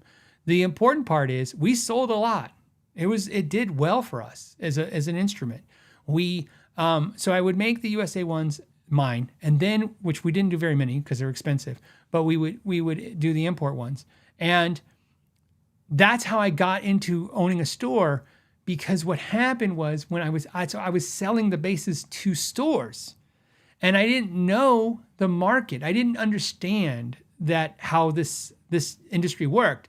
I went in with my brain and I went, if I'm using this as an analogy, if I pay $200 for a bass, then I would sell it to a dealer for $400 and they would sell it for $800. And that's the way I thought it worked. So the dealers were immediately like, I'll take 10, because they weren't used to getting double their money. They don't get double their money. Like I said, they run small dealers run a 30% margin. Bigger dealers run a 40% margin to a 30. It's 30 and 10 or 30 and 20, which kind of think comes to 32 or 34% off. Okay, I hear it all the time. I see it in the comments. Dumbasses are always like, man, if the Guitar Center pays $20 and sells you $2,000, you're an idiot. If they did, they wouldn't fucking file bankruptcy. Right? There's the amount of companies that can go out of business industry. There's no way they could burn through money if they were making it like that. Like every industry, a lot of industries, it's a low margin industry, which the problem is not a high volume industry. And so, because it's not like you're selling, you know, toilet paper, you're selling guitars. And so there's a much smaller market. So you're not having a margin, which is what they used to have. So, you know, they used to have a margin, a bigger margin. In fact, I'll tell you what, not today, but we'll pin it for next week. I'll make a note right now about, you know, there's a reason why. Hold on. I'm going to make it next week's part of the show, discount story. Why this industry is discounted the way it is. There's a reason why. It didn't just happen by accident. It was a strategy that happened. This industry used to have margin, and then it was destroyed. And there was a reason why. Not only who did it, but why they did it. So anyway, so back to the important part. So I was giving these dealers margin. They were buying up. And I had no idea they didn't have margin. And so what happened was, specifically, a dealer in San Francisco that I was selling to was telling me about how they're closing their store. And I was like, oh, that's so, because I was like, hey, you need another order? And they're like, I'm closing my store. And I go, oh, I'm so sorry to hear that. It's doing bad. And he goes, no, we make about $80,000 a month profit. And I'm like, what? And he's like, but we can't afford the rent. We can't, they just keep raising our rent and raising our rent and raising our rent. And he's like, it's just, and now they want to get, you know, somebody else in there. They want to get somebody else in there. And I was like, that's crazy. And I learned from a lot of the smarter dealers that negotiating a lease was a huge part of the deal, right? Get it? And also, I started thinking like, oh, you know, I got in this, I like everything, like this YouTube channel. I started it because I just wanted to talk about guitars and hang out with people and be around guitars and just like anybody, like sports fanatics, right? Hey, I want to talk about my team and your team. It's like the joke is, you know, I opened a sports bar because I wanted to talk sports. Instead, I threw out drunk people and try to collect on beer tabs all day. That's, you know, right? That's the joke. That's what happened to me too. I started making basses thinking this is going to be me talking about basses and guitar and enjoying life. And instead it was negotiating deals with dealers and selling basses and making sure the stuff's delivered and doing all this stuff. And I was like, okay, this is not fun. So I go, and I told my wife, why don't we open a store? So we opened a store, and the idea was I'll do repair. We'll do repair. We'll have a lesson academy. We'll teach people how to play guitar. We'll be around people, and it'll be a love of music. And when we opened the store, this is why the story's funny. The name of the basses were called McKnight basses. I was not going to call my store McKnight. That was just dumb. So I decided to call the store. I came with an idea. Oh, here, you know what? Here, I'll just give us a bonus. You're going to get bonus for this today. So let me share you a funny story. So So I decided I wanted to call the store the Guitar Company. I thought of it because of Tiffany and Company. Why? Because Tiffany and Company was expensive. I don't know anything about jewelry. I told you I don't wear it. But the only jewelry I've ever bought my wife, I went to Tiffany. Why? Because that's where everybody told me to go. You go to Tiffany and Company and get your wife some jewelry. So I went and got my wife some jewelry. Here, let me just, here we go. And, oh, you know what? I should have just opened it up in the Patreon page, but that's okay. So anyways, I go, I wanted the store to be cool and I didn't know how to make cool because I'm not a cool person. So I thought, oh, I'll make it like Tiffany and Company, right? The Guitar Company, it'll be great. And so I like Tiffany and Company had this like, their color is this like eggshell blue. It's like this color, but more baby blue. It's like baby blue. And so I thought, oh, we'll do it like that. So what I did is I bought this. I'm gonna show you a picture of the store right now. So this is the picture of the store. So, hey, there's Warren. So there's Warren. He moved back to Canada. So anyways, this is where Shauna would sit right here, and there's the couch. That's a waiting area, and then in there would be all the lesson rooms. There's 8 lesson rooms and a classroom. And so this Statue of Liberty was there, and people would walk in. It's in Arizona, and like, why is the Statue of Liberty there? Because I thought of like, again, no original ideas. I'm just like, I don't know what I'm doing. I go, I'll make the store look cool. So I did everything, and we did all this stuff ourselves. By the way, look, go back.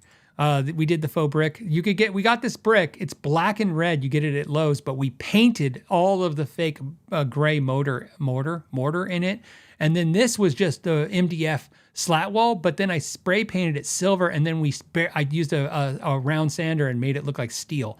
So it looked like steel. And then, by the way, we were one of the our first stores, definitely in Arizona, but pretty much I ever seen where we put out all the accessories where no counter. So the accessories you went and got yourself. And everybody thought that was crazy at the time. Now they all do it, which is good. So anyways, the reason why the story is the Statue of Liberty. I did it because I go, oh, that color, that'll associate that color to us. And so I had our receipts that color. So if you're one of the original customers, you know the receipts were the color of the Statue of Liberty, and everything was the color of Statue of Liberty. And I go, oh, we'll call it the Guitar Company, and it will be like, and we'll have our color like. So I'm just ripping off Tiffany and Company. And then what happened was, 2 weeks, approximately a couple weeks. I just don't remember. It could have been a month, could have been a week, but yes. And then Tumbleweed says that the Statue of Liberty hold different guitars each week. Yes, I change out the guitars all the time. So here's why the story's funny. So the story's funny is this, I don't know, it's like 60 Minutes or one of these news organizations do a show. And on the show, it's Starbucks, and they're suing this school teacher in Rhode Island. And her name is Sam Buck. And she has a coffee shop called Sam Buck's. And it's 400 square feet coffee shop. And the Starbucks sues her and says, cease and desists her and says, hey, you need to change your name, or else we're going to sue you for calling your store or your coffee shop Sam Buck's. By the way, population 400, right? So anyways, the funny part is they interview like the head lawyer for Starbucks, and they're like, she responded to their cease and desist with, if you help, I have no money. I'm a school teacher, and they don't make any money, and if you just help me change the sign, I'll change the name to whatever, but I need help changing the sign. Can you help me with that or whatever? And they're like, no. And then they ask the guy, the attorney, they go, do you think your guys are being a little aggressive? And he says, no, she's a leech. That's what he called her. He called her a leech. He goes, she's a leech. He goes, look, Kleenex is it's not tissue. It's a brand. Jello's not it's not a food. It's a brand. And we're not going to let our brand be leached off of. And he goes, and one day everybody's been calling coffee shops Starbucks. And even though we're the Starbucks, and I was watching this and it was like, holy crap, they're just killing this lady. And so she went out of business. She closed her. That was the whole story. The story is she couldn't afford to change anything, so she just closed. And because she had cups said Sam Buck's, and they were like, you can't even use the name Sam Buck's. You gotta understand to comply with the cease and desist, she can't even like sell the Sam Buck's cups she has. She has to throw those in the trash and get new cups. And I'm watching this, and I'm like, and I look at Sean and I go, you think the Guitar Center will sue us for being the Guitar Company? And then she goes, I don't know. And I'm like, man, I don't want to be sued. So I go, I got to change the name. So I had to file the next day. We filed all the paperwork, we filed with the state, and we changed the name to McKnight Guitar Company. Because I was like, well, it's my name. They can't sue me for my name. maybe. And I go, we'll be McKnight Guitar Company. So we changed to McKnight Guitar Company. This is important to the story because this explains what happened to the basses. Remember, I had no intention to stop making basses. I would build basses. We would import basses. We were making money. That's what funded the store. It's where the money came from. I was making money. In fact, in today's money, people would kill to have a brand that was doing as well as my brand at the time. It was just killing. And then we opened the store, and then here's what happened. Again, because I'm dumb and naive, and that's what happens. Remember, I'm 30. I just barely turned 30. I understand I was a manager at a corporation and stuff, but I'm still like, you're 30. So anyway, so what happens is everyone would come in my store, and they'd be like, oh, and we would carry our basses in our store too. I think I have pictures of those. And let me see. Here. Hold on. I'll share this one. You know what I should do? Why don't I just pick them all real quick? Hold on a second. All right, here's one. Give me a second, guys. And I'll share. Oh, here, look. Okay. Select. Here we go. There's that. There's that. There's that. There's that. And we'll do one more for funsies. This one. And we'll do that one. Okay. So send them. I'm sending some pictures. So anyways, why the story's funny. So we're carrying our basses, and my neighbors who don't know anything about guitar and my friends who do, but don't know anything, they're like, oh, you opened a store. And I go, yeah. And they go, for your basses. And I go, no, it's a store. We carry Schecter, we carry Washburn, we carry Eden, we carry Randall. You know, we hadn't got Fender yet, but that came shortly after. I go, you know, we have Ibanez, we have Crate, we have all this stuff. And they were like, no, oh, I thought it was just your basses. And so I started getting paranoid because remember, this is like, if this fails, you know, like any startup business, I sweat equity it in, we spent every penny we had. If it defaults right away, it's just going to be catastrophic. And so I'm like, no, you know, no, we carry everything. And, okay, here, hold on. Let me show you some pictures. So we go here, we'll go to the web. Here's the pictures. So this is, these are Fender amps. I'm just trying to get through pictures. So if you guys don't mind, let me do this. Let me go to the next one. Here's some, hey, there's a Boss display, and there's some more guitar pictures. By the way, this is the sign that was in front of our store. You get free air guitars. It was funny. People loved it. And then some people had trouble with it. Like a lot of people would walk in the store and go, you're out of the free guitars. I'm like, yeah, they're free air guitars. And they're like, where's my guitar? And I go, it's a free air guitar. They're out there. No, there's no guitars out there. We would play, this is no joke. We would play Who's on First with people all the time. And not like jokingly, like they were in on it and we were in on it. Like they were upset. Visibly, people got upset. Didn't happen often, but every once in a while people are like, yeah, it says I get a free air guitar. I'm like, yeah, they're out there. You just grab them off the rack. And they're like, there's no guitar out there. It's the air guitar's right out there. We did this for this one guy. I said, hold on a second. And I went in the back and I came out like I was walking with a box and I go, let me get another one. And I go, here you go. And he's like, what the hell are you doing? And I go, this is your free air guitar. You said we're out in the front. I got a new one. And no one liked the joke. Actually, everybody loved the joke. He didn't like the joke. It was a communication breakdown. Okay, so here are some McKnight basses. And you guys are going to tell me how ugly they are, but no one asks why they're designed the way they are. So here's some ones. There you go. So they had a body. The reason why the body's like that is it's like it plays like an upright bass. We had black ones, we had sunburst ones, and I got the idea from Stefan Lessert from Dave Matthews Band. The idea of playing a bass so that it situates itself in this correct playing position, and that's the way I would like to play it. So anyway, so here's why the story's funny, maybe. The story's funny because, I thought I had another picture. I don't. Okay, I thought I had more. So anyway, so what's funny is everybody was like, oh, you carry your basses. And then I got panicked and I told Sean, I go, they're going to think the store is just an outlet for our basses because I'm not smart enough to understand that really no one knows we have basses. Right? I'm thinking like people are going to drive by. This is what I'm telling my wife. People are going to drive by the store, see McKnight guitars and think it's the McKnight basses and not come in. And they didn't because no one knew the basses. No one knew it. No one knew us. No one knew the store. No one knew anything. Right? But when you're in your world, you believe everybody's in your world with you. And so, so anyway, so what's funny is I blew out all the basses and we stopped making the basses. And by the time I figured out that was probably not necessary, I lost the connection with the factory, lost the connection with how I was doing that. Obviously, I could start building I was building ones from orders, but then, that was problemsome because every time I was taking an order for a bass or do something like that, we could be spending time fixing guitars and doing stuff in stores. So that's why I went down that road. So it just kind of fizzled out that way. So looking back, I would have definitely not come to that same conclusion. And it was really two neighbors that was just really doing this to me. They were just like, oh, every time. And they were just like, oh, how's your little bass store going now? And I'm like, it's not a bass store.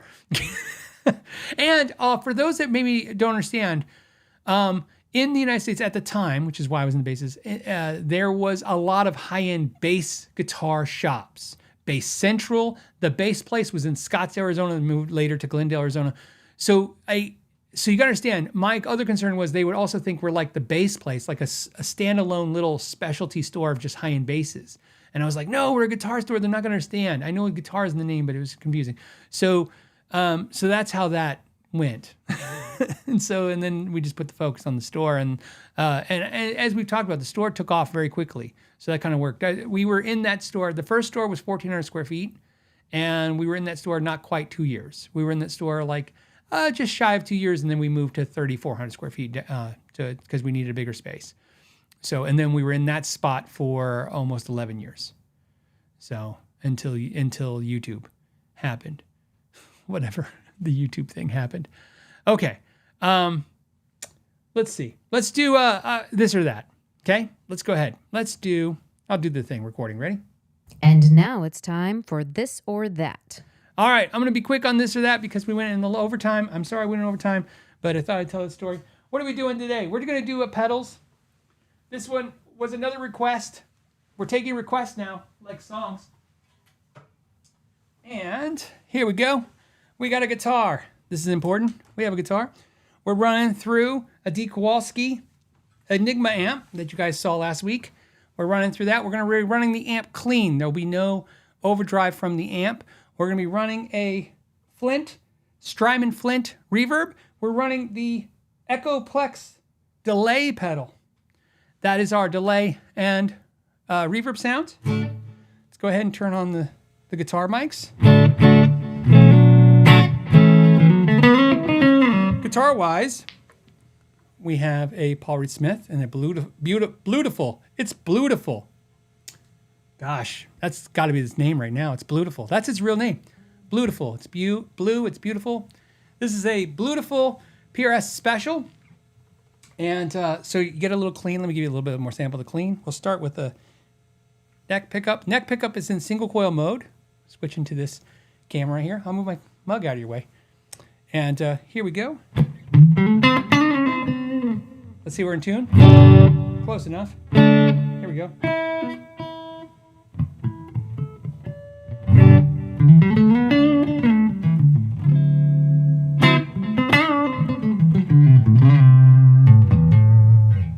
Okay, we're good. All right, so we will go to the this or that camera. It's the this or that. We will start with that. I think because we started with this last week, I don't remember, but we'll see. We'll start on the first pedal. This is an overdrive pedal. And we'll start with the first overdrive tone. And then while we'll do that, we'll get the survey going. And start the poll. And we're going to say this or that. This or that. This. I know, why do I say it out loud when I'm typing it? So you guys know, somebody asked me that. Why? And I said, because I'm stalling, guys. I'm trying to make it not feel like a long time before the poll starts. Okay, I've started the poll. Here we go. We're starting with that. Here's the first overdrive pedal.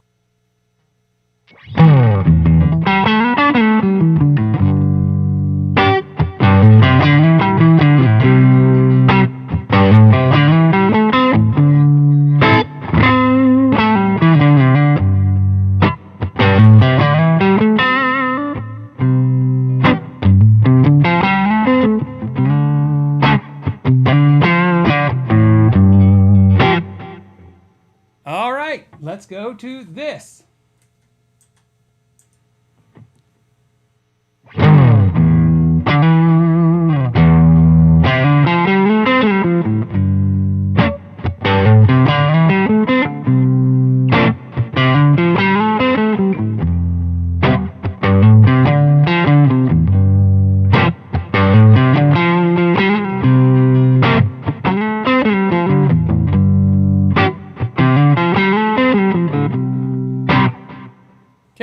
more time. We're going to that. Here's the that overdrive.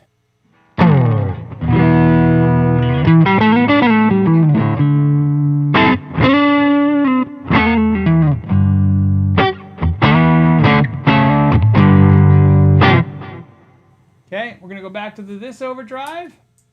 Here we go.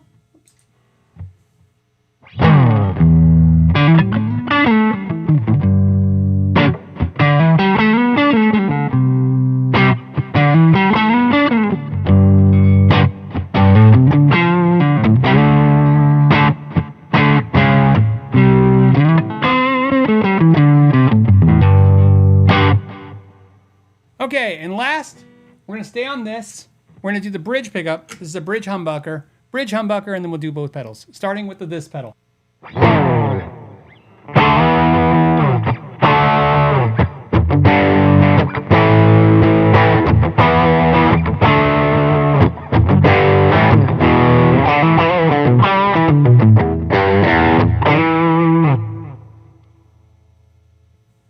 Okay, let's go to the that pedal, and this is the humbucker. Last one, get your votes in. Here we go.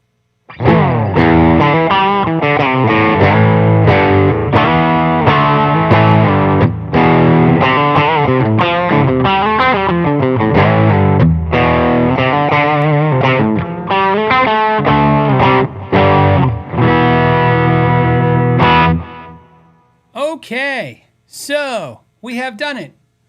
We have done the this or that for the show. Let's see where we voted. Okay, I'll let you see your votes, then I'll tell you my votes, and then I'll tell you what the pedals are. So we have 184 votes.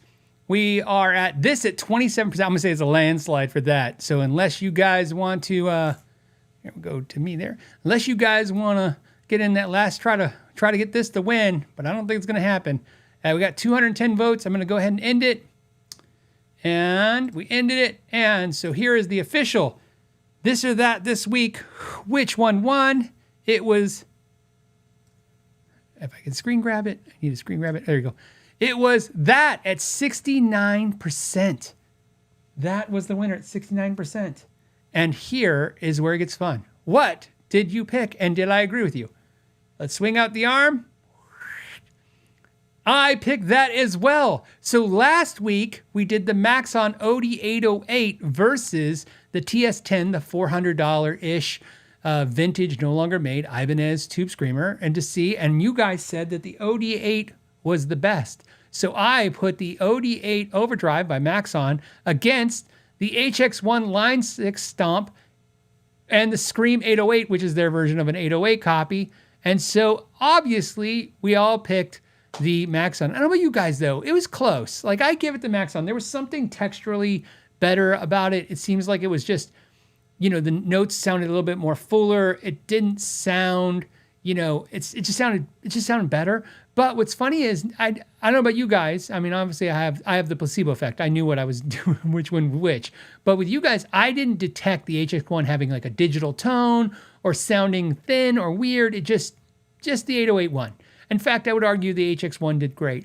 I thought this was fun. Somebody asked me specifically about this. Would I compare one of the sounds from the HX1 to one of the pedals? And I thought, let's do one of the pedals that won and then try to find the 808. I will tell you that the only thing that I did that's a little bit tricky, so just like last week, the Maxon is set all knobs at noon, so all straight up. The Screamer 808, I did adjust the gain only and the level controls a little bit differently than straight up because they just sounded so dramatically different in volume if I didn't do that. I wanted them to kind of get as close. This is where I got them to sound as close to each other as possible. And so that's why I did it that way. All right. So it looks like that one, we agreed again, which is nice. That's always nice that you guys are hearing what I'm hearing and vice versa. We need to do a thumbnail. We're going to do it with the Paul Reed Smith. Why? I don't know. Because it's gorgeous. Look at that top. That's not a 10 top, by the way. No 10 top. And it's beautiful. Okay, let's do it. Do that? Yeah. All right, so this will help if we put this away.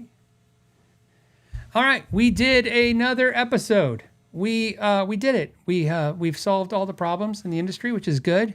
We've grown as guitar players, which is even better. And Brooks Sound Garage said it wasn't even close.